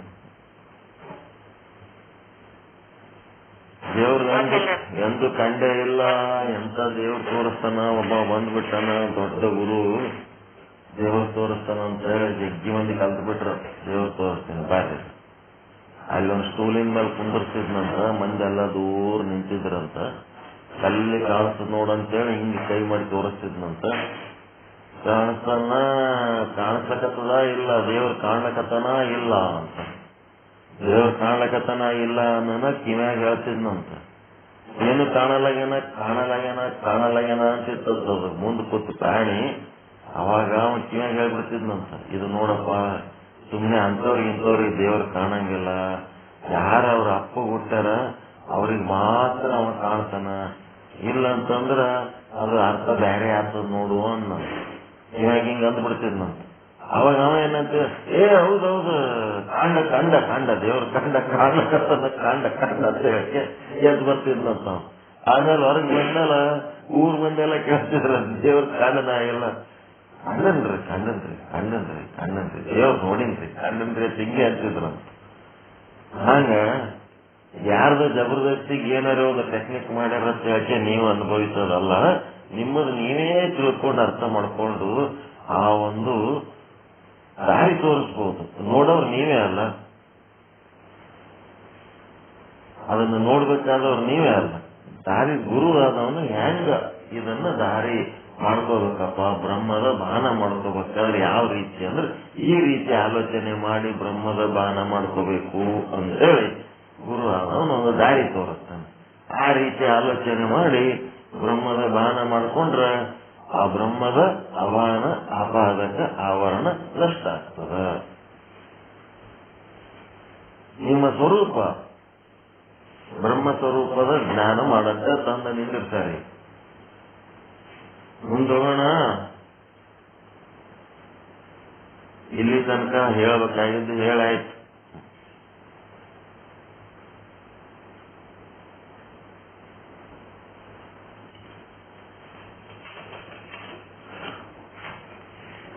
ಏನ್ ಮಾಡೋದು? ಸಾಕ ಮುಂದೋಗ್ತೀರ? ಎಲ್ಲಿ ಮಣ್ಣೆಲ್ಲಿತ್ತು ಅಲ್ಲಿಗೆ ಅದ ಪಾಠ, ಮುಂದಕ್ಕೆ ಹೋಗೇ ಇಲ್ಲಿ ಇವತ್ತು ಇಲ್ಲೇ ಅದ. ಇವತ್ತು ಮುಂದಿನ ಭಾಗ ಏನಪ್ಪ ಅಂದ್ರೆ ವಿಷಯ ಅಂತ 118. ಈಗ ಗುರು ಆದ ಇಷ್ಟೆಲ್ಲ ಹೇಳಿ ಇದು ಸಿದ್ಧಾಂತ, ಇದು ತಿಳಿಸಿ ಹೇಳಕತ್ತಿನೆಲ್ಲ, ಇದು ಅದ್ಭುತವಾಗುತ್ತದ, ಇದು ಬಹಳ ಮಂದಿ ಕೂಡಿ ಆಲೋಚನೆ ಮಾಡಿದ್ದದ, ಇದು ನಿರ್ಣಯ ವೇದಾಂತ ಸಿದ್ಧಾಂತ ನಿರ್ಣಯ. ಇದರೊಳಗ ಖಂಡಿತ ಮೋಕ್ಷ ಆಗ್ತದ. ಬ್ರಹ್ಮದ ಒಂದು ಭಾನ ಹೆಂಗಿರ್ತದ, ಅಂಗೈ ಒಳಗಿನ ನೆಲ್ಲಿಕಾಯಿ ಹೆಂಗಿರ್ತದ, ಸರಳವಾಗಿದೆ ಅಂತ ಹೇಳ್ಕೊಂಡು ಅವಾಗ ಏನಾರ ಡೌಟ್ ಇದ್ರೆ ಕೇಳಪ್ಪ ಅಂತಂದ ಆವಾಗ ಈಗ ತತ್ವದೃಷ್ಟಿಯಾದವನು ಡೌಟ್ ಕೇಳಕ ಎದ್ದು ಬಿಟ್ಟ. ಜ್ಞಾನಿಗಳಿಗೆ ವಿಷಯ ಅಂಕ 118 ಜ್ಞಾನಿಗಳಿಗೆ ವಿಷಯದ ಇಚ್ಛೆ ಮತ್ತು ಅದರ ಸಂಬಂಧದಿಂದ ಪೂರ್ವ ರೀತಿಯಂತೆ ಸುಖ ತೋರುತ್ತದೆಯೋ ಅಥವಾ ಇಲ್ಲವೋ, ಇದು ಮೂಲ ಪ್ರಶ್ನೆ. ಜ್ಞಾನಿಯಾದವನು ಬ್ರಹ್ಮ ಸ್ವರೂಪ ಆಗಿರ್ತಾನ, ಮತ್ತ ಬ್ರಹ್ಮ ಸ್ವರೂಪ ಆಗಿ ತಾನೇ ಆನಂದ ಸ್ವರೂಪಿ ಆದ್ಮೇಲೆ ಅಜ್ಞಾನಿಗೆ ವಿಷಯ ಭೋಗದ ಸುಖ ವಿಶೇಷ ಅನ್ನಿಸಬಹುದು. ತಾನೇ ಬ್ರಹ್ಮನಾದಂತ ಜ್ಞಾನಿಗೂ ವಿಷಯ ಭೋಗದ ಸುಖ ವಿಷಯ ಭೋಗದ ಅಪೇಕ್ಷೆಯಿಂದ ಅವನಿಗೆ ಅದೇನು ವಿಶೇಷ ಸ್ಪೆಷಲ್ ಅನ್ನಿಸ್ತದೇನು ಅಂತ ಕೇಳಿದ. ಅದಕ್ಕೆ ಈಗೆಲ್ಲ ಕಥೆ ಹೇಳಿದ್ರು. ಏನು ಜ್ಞಾನಿ ಇದ್ರೇನು ಅಜ್ಞಾನಿ ಇದ್ರೇನು ಅವರವರ ಅಂತಃಕರಣ ಅಂತರ್ಮುಖಿ ಆದಾಗ ಆತ್ಮ ಸಮ್ಮುಖಿ ಆದಾಗ ಅವರೊಳಗಿನ ಸುಖ ಅವರಿಗೆ ಆಚರಿಸದ. ವಿಷಯ ಭೋಗದಲ್ಲಿ ಸುಖ ಇಲ್ಲ, ವಿಷಯದಿಂದ ಸುಖ ಸಿಗಂಗಿಲ್ಲ, ಅವರವರ ಆತ್ಮದಿಂದಲೇ ಆ ಸುಖ ಅನುಭವಿಸ್ತಿರ್ತಾರ ಅನ್ನೋದು ಹೇಳಿ, ಮುಂದೆ ಆ ಸುಖ ದುಃಖ ಅನುಭವಿಸ್ಬೇಕಾದ್ರೆ ಆ ವಸ್ತು ಬಗ್ಗೆ ಜ್ಞಾನ ಆಗ್ಬೇಕಾದ್ರೆ ಹೆಂಗ ಏನು ಅನ್ನೋದೆಲ್ಲ ಹೇಳಿ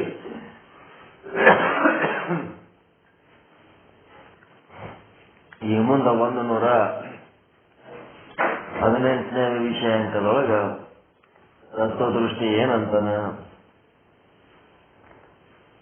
ವಿಷಯದ ಆನಂದ ಪ್ರಾಪ್ತಿಯಾಗುವುದು ಹೆಂಗಾಗ್ತದ ಅನ್ನೋದೆಲ್ಲ ಹೇಳಿದ್ರಪ್ಪ. ವಿಷಯದ ಆನಂದ ಪ್ರಾಪ್ತಿ ಹೆಂಗಾಗ್ತದ, ಹೊಸ ವಿಷಯ ನಮಗ ಗುರ್ತು ಹೆಂಗ್ ಸಿಗ್ತದ ಅನ್ನೋದೆಲ್ಲ ಹೇಳಿದ್ರಿ. ಅದರೊಳಗ ವಿಷಯ ಸಂಬಂಧವಾದಾಗ ಪ್ರಾಪ್ತಿಯಾದಾಗ ಆನಂದ ಅದು ವಿಷಯದಲ್ಲಿಲ್ಲ. ನಮ್ಗೇನು ಆನಂದ ಪ್ರಾಪ್ತಿ ಆಗ್ತದೋ ಅದು ಆತ್ಮನದೇ, ನಮ್ಮ ಆತ್ಮದೇ ನಮಗಾಗ್ತದ. ಆತ್ಮವಿಮುಖವಾದ ಬುದ್ಧಿಯುಳ್ಳವನಿಗೆ ವಿಷಯದ ಇಚ್ಛೆ ಆಗುತ್ತದೆ ಅಂತ ಹೇಳಿದ್ರಿ. ಈಗ 39ನೇ ಚೌಕಾಯಿ ಅಂದ್ರೆ ದೋಹಾ, ಗೋ ಭಗವಾನ್ ತುಮ ದೀನ ದಯಾಲ್ ಮೇಟೋ ಮಮ ಸಂಶಯ ತತ್ಕಾಲ ಯಾಮೇ ಖಚುತ ರಹಿ ಅಸಕ ಸೋ ಬಾಚು ಅವ ವೈ ನಿರ್ವಂಕ ಅಂತೇಳಿ ಏನಂತನ ಅಸಂಕ ಅಸಕಾಲ ಅಸಂಕ ಸಂಕ ಅಸಂಕ ಸಂಶಯ ನಿಸ್ಸಂಶಯ ಅಷ್ಟೇ.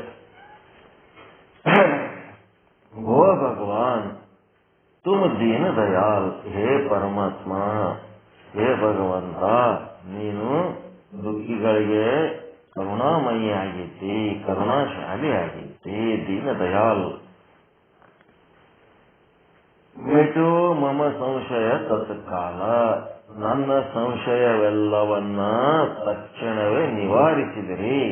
ನನ್ನೊಳಗೇನ್ ಸಂಶಯ ಇತ್ತು ಅದೆಲ್ಲ ನಿವಾರಣೆ ಮಾಡಿರಪ್ಪ. ಮೊದಲು ಇಲ್ಲಿ ತನಕ ಹೇಳಿದ ಜ್ಞಾನದ ಬಗ್ಗೆ ಒಂದು ಧನ್ಯತಾ ಭಾವ ವ್ಯಕ್ತಪಡಿಸೋದು ಎಷ್ಟು ಚಂದದ ನೋಡ್ರಿ. ಹೇ ಪರಮಾತ್ಮ, ಇಲ್ಲಿ ತನಕ ನನಗೆ ಎಷ್ಟೋ ಸಂಶಯಗಳಿದ್ದು ಅವೆಲ್ಲ ನನಗೆ ಬಗೆಹರಿಸಿ ಜ್ಞಾನ ಕೊಟ್ರಿ, ನನಗೆ ಬಹಳ ಸಂತೋಷ ಆಗ್ಯದ ಅಂತೇಳಿ ಗುರುವನ್ನ ಪ್ರಶಂಸೆ ಮಾಡಿ ಮತ್ ಮುಂದೆ ಯಾಮೆ ಅಚ್ಯುತ ರಹಿ ಅಸಂಕ, ಅದರಲ್ಲಿ ಸ್ವಲ್ಪ ಸಂಶಯ ಉಳಿದಿರುವುದು, ಒಂದ್ ಸ್ವಲ್ಪ ರಹಿ, ಒಂದ್ ಸ್ವಲ್ಪ ಉಳಿದದ ನನ್ನೊಳಗೆ ಸಂಶಯ. ಏನು ಉಳಿದದ? ಸೋ ಬಾಚು ಅವ ವೈ ನಿರ್ವಂಕ, ಅದನ್ನು ನಾನು ನಿರ್ವಂಕವಾಗಿ ಹೇಳುತ್ತೇನೆ ಅಂತಂದ್ರೇನು? ವಿನಯ ವಿನಮ್ರತೆಯಿಂದ ಹೇಳುತ್ತೇನೆ. ಬಂಕವಾಗಿ ಅಂತಂದ್ರ ಗರ್ವದಿಂದ ಹೇಳೋದು. ಇದು ನಿರ್ಬಂಕ ಅಂದ್ರ ವಿನಯದಿಂದ ಕೇಳ್ತೀನಿ, ಒಂದ್ ಸ್ವಲ್ಪ ಕೇಳ್ಬೇಕಾಗ್ಯದ, ಹೇಳ್ತೀನಿ ನೋಡಪ್ಪ ಅಂತ. 39ನೇದು ಒಂದ್ ಪ್ರಶ್ನೆ ಕೇಳ್ತೀನಿ, ಅನುಮತಿ ಕೊಡ್ರಿ ಅಂತ. ಪ್ರಶ್ನೆ ಕೇಳೋದಕ್ಕ ಅನುಮತಿ ಕೇಳ್ತಾನ. ಆತ್ಮ ವಿಮುಖ ಬುದ್ಧಿ ಚೌಕಾಯಿ ಪಾರ್ಟಿ 40ನೇ ವಿದ್ರೋಹ ಏನದ? ಆತ್ಮ ವಿಮುಖ ಬುದ್ಧಿ ಅಜ್ಞಾನಿ ताकि यह सब रीति बखानी, ज्ञानी जन को कहु विचार, को न तुम सम ಅವರ ಉದಾರ. ಸದ್ಗುರುವೇ, ಹೆಂಗದಿಯಪ್ಪ ನೀನು? ಆತ್ಮವಿಮುಖ ಬುದ್ಧಿ ಅಜ್ಞಾನಿ ಅಂದ್ರೆ ಆತ್ಮವಿಮುಖ, ಆತ್ಮವನ್ನು ಅರಿಯದ ಬುದ್ಧಿಗೇಡಿ ಅಜ್ಞಾನಿಯ ತಾಕಿ ಯಹ ಸಬ್ ರೀತಿ ಬಕಾನಿ ಅಂಥವನ ಅಂದರೆ ಬಾಹ್ಯ ವಿಷಯಗಳಲ್ಲಿಯೇ ಆನಂದವಿದೆ ಎಂದು ಭಾವಿಸಿ ಅನುಭವಿಸುವ ರೀತಿಯನ್ನ ಹೇಳಿದ್ರಿ. ಜ್ಞಾನಿ ಜನಕೋ ಕಹೋ ವಿಚಾರ.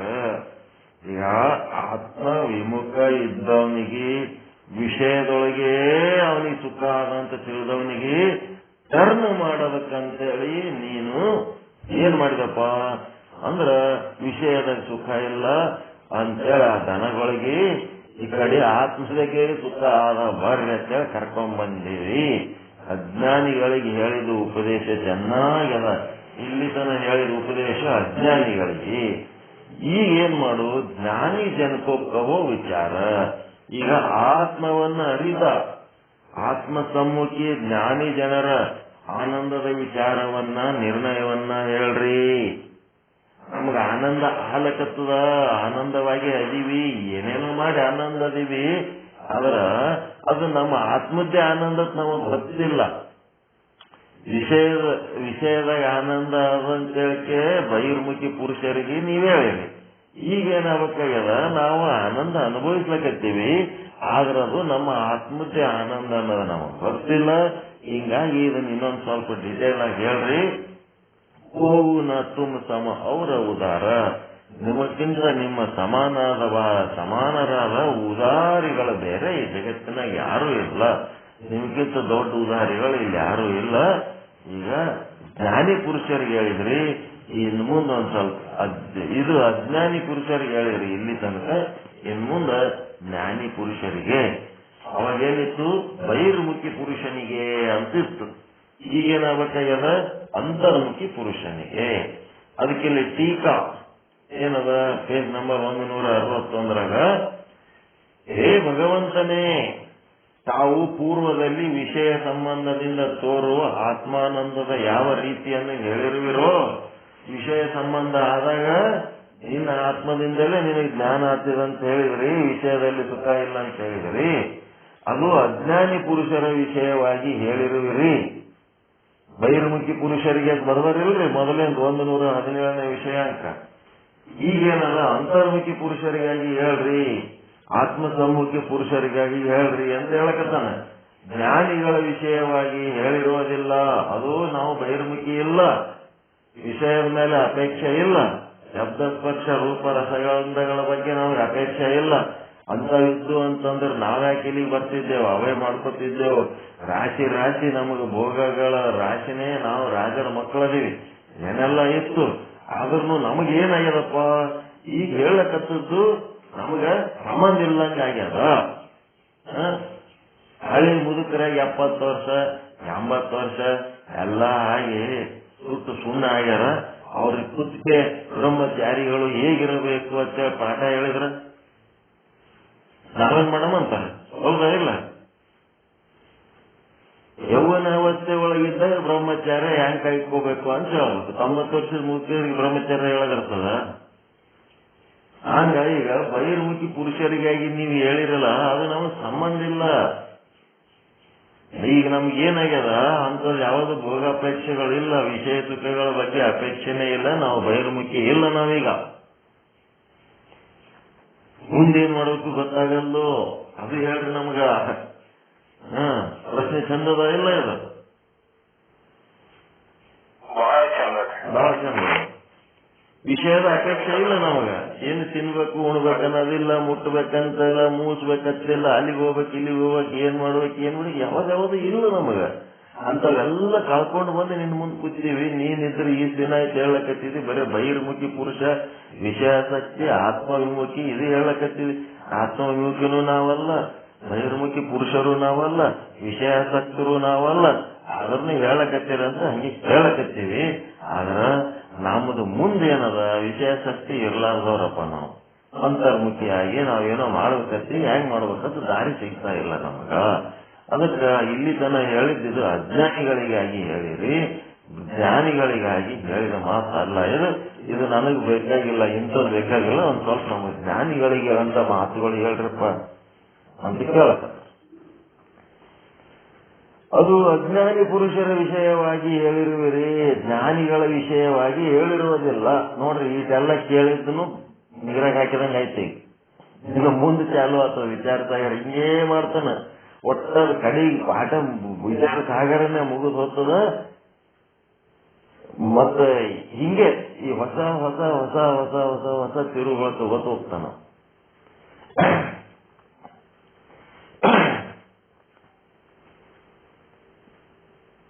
ಏಕೆಂದರೆ ಯಾರ ಬುದ್ಧಿಯು ಆತ್ಮನಿಂದ ವಿಮುಖವಾಗಿರುವುದೋ ಅಂತವರ ಹೆಸರನ್ನು ಹೇಳಿರುವಿರಿ. ಆದರೆ ಅಜ್ಞಾನಿಗಳ ಬುದ್ಧಿ ಮಾತ್ರ ಆತ್ಮನಿಂದ ವಿಮುಖವಾಗಿರುತ್ತದೆ. ಅದು ಜ್ಞಾನಿಗಳದ್ದು ಆತ್ಮವಿಮುಖವಾಗಿರುವುದಿಲ್ಲ. ಆದ್ದರಿಂದ ಈಗ ತಾವು ಜ್ಞಾನಿಗಳ ವಿಚಾರವನ್ನು ಹೇಳ್ರಿ. ವಿಷಯಾಸಕ್ತಿ ಇರೋರಿಗಾಗಿ ನಿಮ್ಮ ಉಪದೇಶ ಏನಾರೇ ಉಪಯೋಗ ಆಗ್ಬೋದು. ನಮ್ಮಲ್ಲಿ ವಿಷಯಾಸಕ್ತಿನೇ ಇಲ್ಲ, ಅದಕ್ಕೆ ಕೇಳಿ ನಾವು ಏನು ಮಾಡೋಣ? ಅದು ಉಪಯೋಗ ಇಲ್ಲ ನಮಗೆ.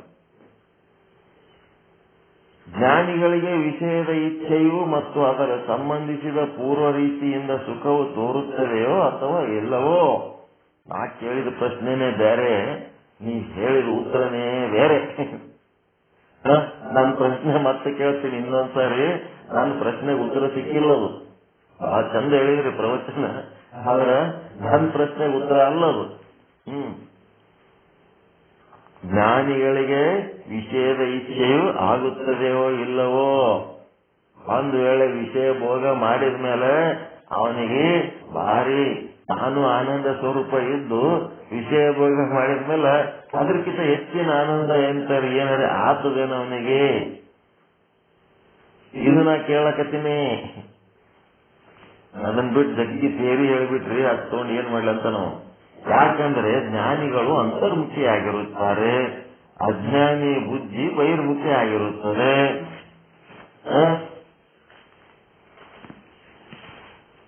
ಬಹಿರ್ಮುಖ ಬುದ್ಧಿಯುಳ್ಳವರಿಗೆ ವಿಷಯದ ಇಚ್ಛೆ ಆಗುತ್ತದೆ ಅಂತ ಹೇಳಿದ್ರಿ. ಅದು ಅಜ್ಞಾನಿಗಳ ಸುದ್ದಿ ಆಯಿತು. ಈಗ ಅಂತರ್ಮುಖಿಗಳಾದ ಜ್ಞಾನಿಗಳಿಗೆ ವಿಷಯದ ಇಚ್ಛೆ ಆಗುತ್ತದೆಯೋ ಇಲ್ಲವೋ ಅದು ಹೇಳ್ರಿ ಮೊದಲು ನಮಗ. ಪ್ರಶ್ನೆ ಎರಡೇನು? ವಿಷಯ ಸುಖವು ಪೂರ್ವದ ರೀತಿ. ಅಜ್ಞಾನ ಕಾಲದಲ್ಲಿ ವಿಷಯ ಭೋಗ ಮಾಡಿದ್ಮೇಲೆ ಏನೋ ಒಂದು ಘನಕಾರ್ಯ ಮಾಡೀನಿ, ಭಾರಿ ಎಂಜಾಯ್ ಮಾಡೀನಿ ಅಂತ ಅನಿಸ್ತಿತ್ತು. ಈಗ ಜ್ಞಾನಿ ಆದ್ಮೇಲೂ ಅವ್ರಿಗೆ ಹಂಗೆ ಆಗ್ತದ ಏನು? ತಾನೇ ಆನಂದ ಸ್ವರೂಪ ಆಗಿ ಜ್ಞಾನಿ ಆದ್ಮೇಲೆ ಅವ್ರಿಗೆ ಅದೇ ರೀತಿ ಆಗ್ತದ ಏನು? ಎರಡು ಮಾರ್ಮಿಕವಾದ ಪ್ರಶ್ನೆಗಳು. ತಾನೇ ಆನಂದ ಪರಮಾನಂದ ಸ್ವರೂಪಿ ಆದ್ಮೇಲೆ ಯಾವುದೋ ಒಂದು ವಿಷಯ ಭೋಗ ಮಾಡಿದ್ಮೇಲೆ ಅವನಿಗೆ ಬಹಳ ವಿಶೇಷವಾದ ಸುಖ ಅನುಭವಿಸೀನಿ ಅಂತ ಅನಿಸ್ತದೇನು? ಅದಕ್ಕಿಂತ ಹೆಚ್ಚಿಂದ ಅನಿಸ್ತದೇನು?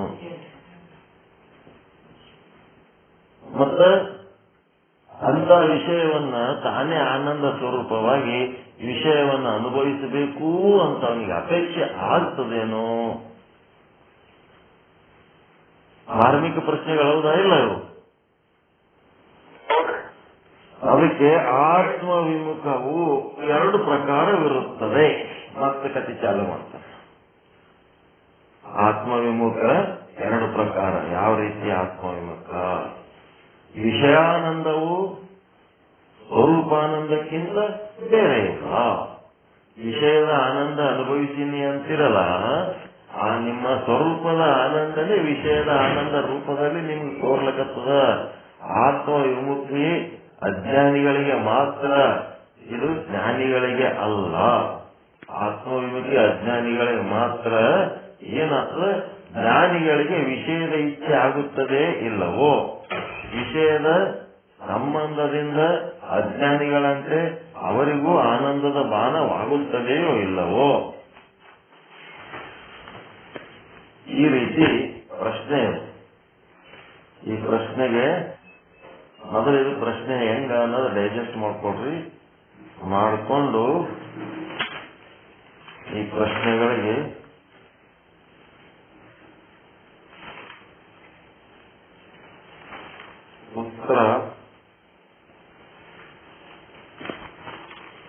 ಹತ್ತಕ್ಕಿಂತ ಮೊದಲು ಏನ್ ಮಾಡ್ತಾರ? 39, 40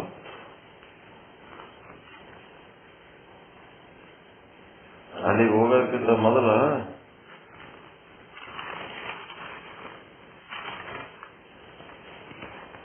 ಒಂದು 5 ನಿಮಿಷ ರೀಡಿಂಗ್ ಇರ್ತದೆ. ಅದು ಇಲ್ಲಿ ತನ ಏನೇನ್ ಮಾಡೀವಿ, ಏನೇನ್ ತಿಳ್ಕೊಂಡಿವಿ ಅನ್ನೋದ್ರ ಬಗ್ಗೆ ಸಿಂಹಾವಲೋಕನ ಮಾಡ್ತಾರೆ.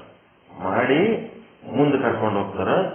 ನಾಳೆಗೆ ಅದರ ಸಿಂಹಾವಲೋಕನ ಒಂದು 5ರಿಂದ 10 ನಿಮಿಷನಾಗ ಮಾಡಿ ಮತ್ತೆ ಮುಂದೆ ಹೋಗ್ಬೇಕು. ಯಾಕಂದ್ರೆ ಒಂದೇ ಸಲಕ್ಕೆ ಅದಕ್ಕೆ ಹೋದ್ರೆ ತಿಳಿಯಂಗಿಲ್ಲ. ಈ ಪ್ರಶ್ನೆನೇ ನಿಮಗೆ ಎರಡು ರೀತಿ ಪ್ರಶ್ನೆ. ಜ್ಞಾನಿ ಹೆಂಗಿರ್ತಾನ? ತಾನೇ ಪರಮಾನಂದ ಸ್ವರೂಪ, ಜೀವ ಬ್ರಹ್ಮನ ಏಕತ್ವ ಎಲ್ಲ ತಿಳ್ಕೊಂಡಿರ್ತಾನ. ಹಿಂಗಾಗಿ ಏನಾಯ್ತಪ್ಪ ಅಂತಂದ್ರೆ ಅವನಿಗೆ ಇಂಥ ಒಂದು ಜ್ಞಾನ ಪಡೆದ ಮೇಲೂ ಸಹಿತ ವಿಷಯ ಭೋಗದ ಅಪೇಕ್ಷೆ ಆಗ್ತದೇನು ಅಂತ ಒಂದನೇ. ಮತ್ತು ವಿಷಯ ಭೋಗದ ಸುಖ ತನ್ನ ಸ್ವರೂಪದ ಸುಖಕ್ಕಿಂತ ಏನಾರ ವಿಶೇಷ ಅಂತ ಅನ್ನಿಸ್ತದೇನು ಅಂತ ಎರಡನೇ ಪ್ರಶ್ನೆ.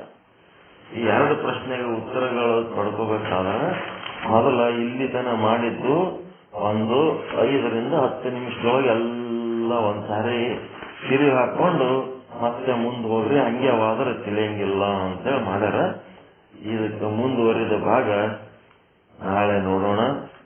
ಇಲ್ಲಿ ತನಕ ಹೇಳಿದ್ರ ಬಗ್ಗೆ ಹೆಂಗಾಗ್ತದಂದ್ರ, ನಮ್ಮಲ್ಲಿ ಒಬ್ಬ ಹೋಟೆಲ್ ನಡೆಸ್ತಾನ. ನಮ್ಮ ಶಿಷ್ಯನೂ ಹೌದು, ತಂದೆನೂ ಹೌದು, ಮಗನೂ ಹೌದು, ಎಲ್ಲಾ ರೀತಿಲಿಂತ ನಾವು ಯಾವಾಗ ಕರೆದ್ರು ಏನ್ ಹೇಳಿದ್ದು ಮಾಡ್ತಾನೆ. ಅವ್ರ ಮಕ್ಕಳೆಲ್ಲ ಇಂಜಿನಿಯರ್ ಅದಾರ, ಎಲ್ಲ ಮನೆ ಒಳಗೆ ದೊಡ್ಡ ದೊಡ್ಡ ಬಿಲ್ಡಿಂಗ್ಗಳವ, ಎಲ್ಲ ಅದಾವ. ಕರೆದ್ರೆ ಬಂದ್ಬಿಡ್ತಾನೆ. ಏನೇನು ನಾವೇ ಕರಿಲಕ್ಕೆ ಹೋಗಂಗಿಲ್ಲ, ಎಲ್ಲಿ ಕರ್ಕೊತ್ಕೊಂಡ್ರ ಅವ್ರದ್ದು ಕೆಲಸಗಳು ಅವ್ರು ಮಾಡ್ತಿರ್ತಾರೆ, ಬಿಸ್ನೆಸ್ ಅದ, ಏನೇನೋ ಅದ. ಕರೆದ್ರೆ ಏನ್ ಹೇಳ್ದೆಲ್ಲ ಮಾಡ್ತಾರ ಅಂತ ಮನುಷ್ಯ. ಅವ್ರ ಹೋಟೆಲ್ ಒಳಗೆ ದೋಸೆ, ಇಡ್ಲಿ, ಶಿರಾ, ಉಪ್ಪಿಟ್ಟು, ಮತ್ತೇನೇನು ಅವೆಲ್ಲ ಒಗ್ಗರಣೆ. ನಮ್ಮ ಕಡೆ ಒಗ್ಗರಣೆ ಅಂತೀವಿ, ನಿಮ್ ಕಡೆ ಸುಸಲ ಅಂತೀರಿ. ಮತ್ತೆ ಗೋಬಿ ಮಂಚೂರಿ ಅಂತ ಇಂಥವು ಏನೆಲ್ಲ ಮಾಡ್ತಾರೆ ಅವ್ರ ಹೋಟೆಲ್ನಾಗ. ಒಂದು ಪ್ರಶ್ನೆ ಹೆಂಗದ ಇದು ಅಂತಂದ್ರ, ಇದೆಲ್ಲ ಇದ್ದಾಗೂ ಸಹಿತ ಯಾರಿಗೆ ಹೋಟೆಲ್ ಇಲ್ಲ ಅಂತವ್ರಿಗೆ ಹೋಟೆಲ್ನಾಗ ತಿನ್ಬೇಕನ್ನೋ ಅಪೇಕ್ಷೆ ಆಗ್ತದ. ಮತ್ತ ಅವನಿಗೂ ಈ ಹೋಟೆಲ್ ಮಾಲೀಕನಿಗೂ ಒಂದೆಲ್ಲಾರ ಹೊರಗೆ ಹೋಗಿ ತಿನ್ಬೇಕಂತ ಅನಿಸ್ತದೇನು? ಇದು ಒಂದನೇ ಪ್ರಶ್ನೆ. ಅವನ ಹೋಟೆಲ್ನಾಗ ಏನೆಲ್ಲ ಮಾಡಿಸ್ತಾನ, ಆದ್ರೂ ಅವನಿಗೆ ಹೊರಗೆ ಹೋಗಿ ಇನ್ನೊಂದು ಎಲ್ಲರೂ ತಿನ್ಬೇಕು, ಹೊರಗೆ ಎಲ್ಲರೂ ಹೋಟೆಲ್ ಹೋಗ್ಬೇಕಂತ ಅನಿಸ್ತದೇನು? ಮತ್ ನೆಕ್ಸ್ಟ್ ಏನಪ್ಪಾ ಅಂತಂದ್ರೆ, ಅವನಿಗೆ ನಮ್ಮ ಮನೆಗೆ ಬಂದಂತಂದ್ರ ನಾವು ಚಾ ಮಾಡಿ ಕೊಟ್ರ ಅವ್ರ ಹೋಟೆಲ್ದಾಗ ನಾನಾ ರೀತಿ ಚಾ ಇರ್ತದೆ. ಸಾದಾ ಚಾ, ಕೇಟಿ, ಅದು ಇದು ಏನೆಲ್ಲ ಇರ್ತದೆ. ಮತ್ತೆ ಚಾ ಕುಡಿಬೇಕಂತ ತನಗೊಂದ್ ಕಪ್ ಚಾ ಕೂಡ ಅವನಿಗೊಂದು ಸ್ಪೆಷಲ್ ಮಾಡಿಕೊಡ್ತಾರೆ. ನಾವು ಹಾಗೇವಂತಂದ್ರೆ ಅದು ಸ್ಪೆಷಲ್ ಮಾಡಿಸಿ ಅವನಿಷ್ಟು ನಾವಿಷ್ಟು ಕುಡಿತಿರ್ತೀವಿ. ಅದು ಪ್ರಶ್ನೆ ಬೇರೆ. ಹೋಗ್ಬೇಕನ್ನೋ ಅಪೇಕ್ಷೆ ಆಗ್ತದೇನು? ಮತ್ತ ಹೋಗಿ ಅವ ಅಲ್ಲಿ ತಿಂದ ಮೇಲೆ ತಾನು ಹೋಟೆಲ್ದಾಗ ಏನ ಐಟಮ್ ಮಾಡಿ ತಿಂದಾನಲ್ಲ, ಅದಕ್ಕಿಂತ ವಿಶೇಷ ಅಂತ ಏನಾರ ಅವನಿಗೆ ಅನಿಸ್ತದೇನು? ಅದೇ ಐಟಮ್ಗಳು ಇರ್ತವೆ, ಆ ಐಟಮ್ ಬಿಟ್ಟು ಬೇರೆ ಏನಿರ್ಲಿಕ್ಕೆ ಸಾಧ್ಯ? ಈ ದೃಷ್ಟಾಂತ ಕರೆಕ್ಟ್ ಅದ.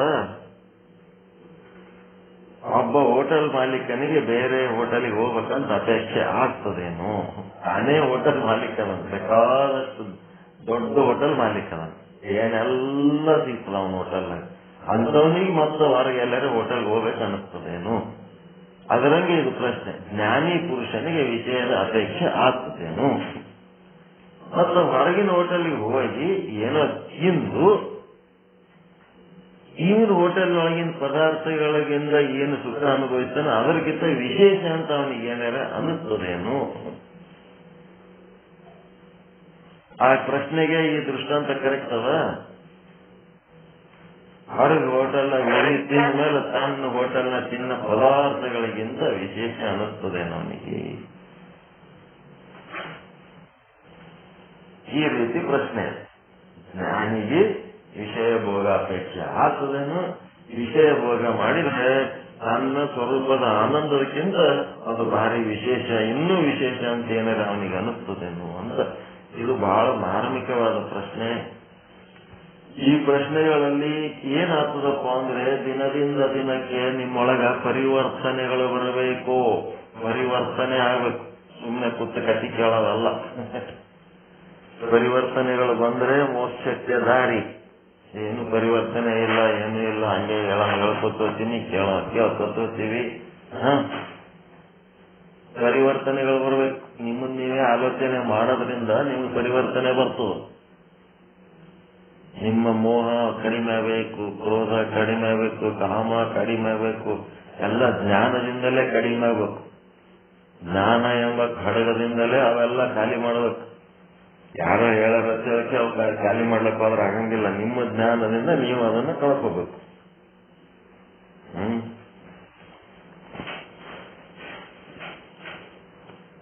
ಚಲೋ ನನ್ರಿ ಉಪಯೋಗ ಪಾಠ.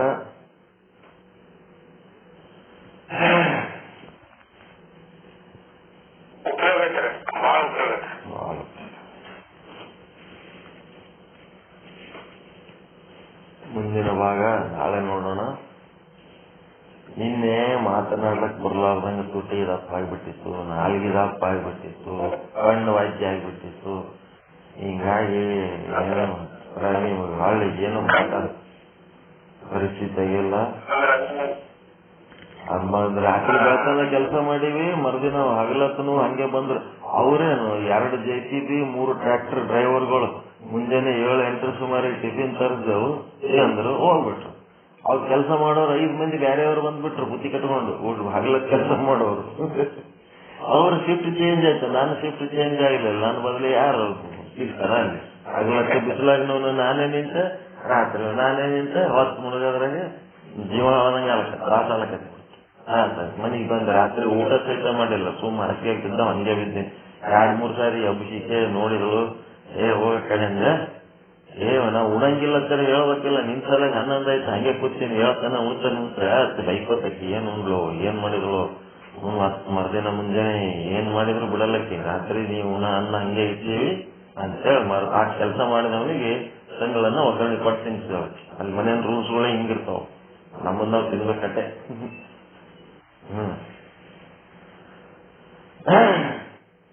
ಏನಿದ್ದದ ಇರ್ತದ, ಸ್ವಲ್ಪ ಆರಾಮ ಅನ್ನಿಸ್ತು ಇವತ್ತು ಹೇಳಕ ಯೋಗ್ಯ ಅದ. ಆದ್ರೂ ಗಂಟಲ ಮೂಗ ತಲೆ ಎಲ್ಲ ತ್ರಾಸದ ಕೆಲಸಗಳಿದ್ದಾಗ ಒಮ್ಮ ಮಾತಿರ್ತಾವ. ಮತ್ತೆ ಯಾವಾಗ್ಲೂ ಆರಾಮ ಅನುಭವಿಸ್ತೀವಿ. ಏನಾಗುತ್ತೆ, ಒಳ್ಳೆದಾಗಲಿ. ಎಲ್ಲರಿಗೂ ಪರಮಾನಂದ ಪ್ರಾಪ್ತಿ ಭವ, ಸರ್ವ ದುಃಖ ನಿವೃತ್ತಿ ಭವ, ಇಷ್ಟಾರ್ಥ ಸಿದ್ಧಿರಸ್ತು, ಯಶಸ್ವಿ ಭವ, ಯಶಸ್ವಿ ಭವ. ಓಂ ಶಾಂತಿ ಶಾಂತಿ ಶಾಂತಿ. ಶರಣ ಶರಣ. ಇದುವರೆಗೆ ಸದ್ಗುರುಗಳು ಈ ಬಹಿರ್ಮುಖಿ ಪುರುಷನಿಗೆ ಅಂತರ್ಮುಖಿ ಆನಂದ ಆಗ್ತೈತಿ, ಅದು ಪ್ರತಿಬಿಂಬದ ಆನಂದದ ನಿನ್ನೆದನ್ನ ಇವತ್ತು ಮತ್ತೆ ರಿಪೀಟ್ ಮಾಡಿದ್ರು. ಮತ್ತೆ ಇವತ್ತ ಈ ಸ್ವಪ್ನಾವಸ್ಥೆಯಲ್ಲಿ ಹೆಂಗ ಆನಂದ ಆಗ್ತೈತಿ, ಅದು ಸತ್ವಗುಣ ಮತ್ತು ತಮೋಗುಣದಿಂದ ಕೂಡಿರ್ತೈತಿ. ಸತ್ವಗುಣದಿಂದ ಘಟದ ಜ್ಞಾನಾಕಾರ ಆಗ್ತೈತಿ, ತಮೋಗುಣದಿಂದ ಘಟದ ಆಕಾರ ಆಗ್ತೈತಿ ಅಂತ ಹೇಳಿ ನಮ್ಗೆ ತಿಳಿಸಿಕೊಟ್ರು. ಮತ್ತ ಈ ಅಂತರ್ಮುಖಿ ಪುರುಷನಿಗೆ ಆನಂದ ವಿಷಯದ ಭೋಗದ ಅಪೇಕ್ಷೆ ಆಗ್ತದ. ಅವಂಗ ಮೊದ್ಲ ಆನಂದ ರೂಪನಾಗಿರ್ತಾನ, ಅವ್ನು ಮತ್ತ ವಿಷಯ ಭೋಗದ ಅಪೇಕ್ಷೆ ಆಗ್ತೈತೇನೋ, ಮತ್ತ ಆನಂದದಲ್ಲಿ ಏನಾದ್ರೂ ಬೇರೆ ವಿಶೇಷತೆ ಐತೇನೋ ಅಂತ ಹೇಳಿ ಹೇಳ್ತಾನ. ಅದಕ್ಕೆ ಉತ್ತರವನ್ನ ಮತ್ತೆ ನಾಳೆ ನಮಗೆ ಹೇಳ್ತಾರೆ. ಹೀಗೆ ನಮಗೆ ವಿವರವಾಗಿ ತಿಳಿಸಿ ಹೇಳಿದ ಸದ್ಗುರುಗಳಿಗೆ ಅನಂತ ಅನಂತ ಧನ್ಯವಾದಗಳು. ಇನ್ನು ಮುಂದೆ ಯಾರಾದರೂ ಮೆಲುಕು ಕಾರ್ಯಕ್ರಮವನ್ನ ತಯಾರಿ ಮಾಡ್ಕೊಂಡಿದ್ರೆ ಹೇಳ್ಬೇಕಂತ ಹೇಳಿ ಕೇಳ್ಕೊತೀನಿ.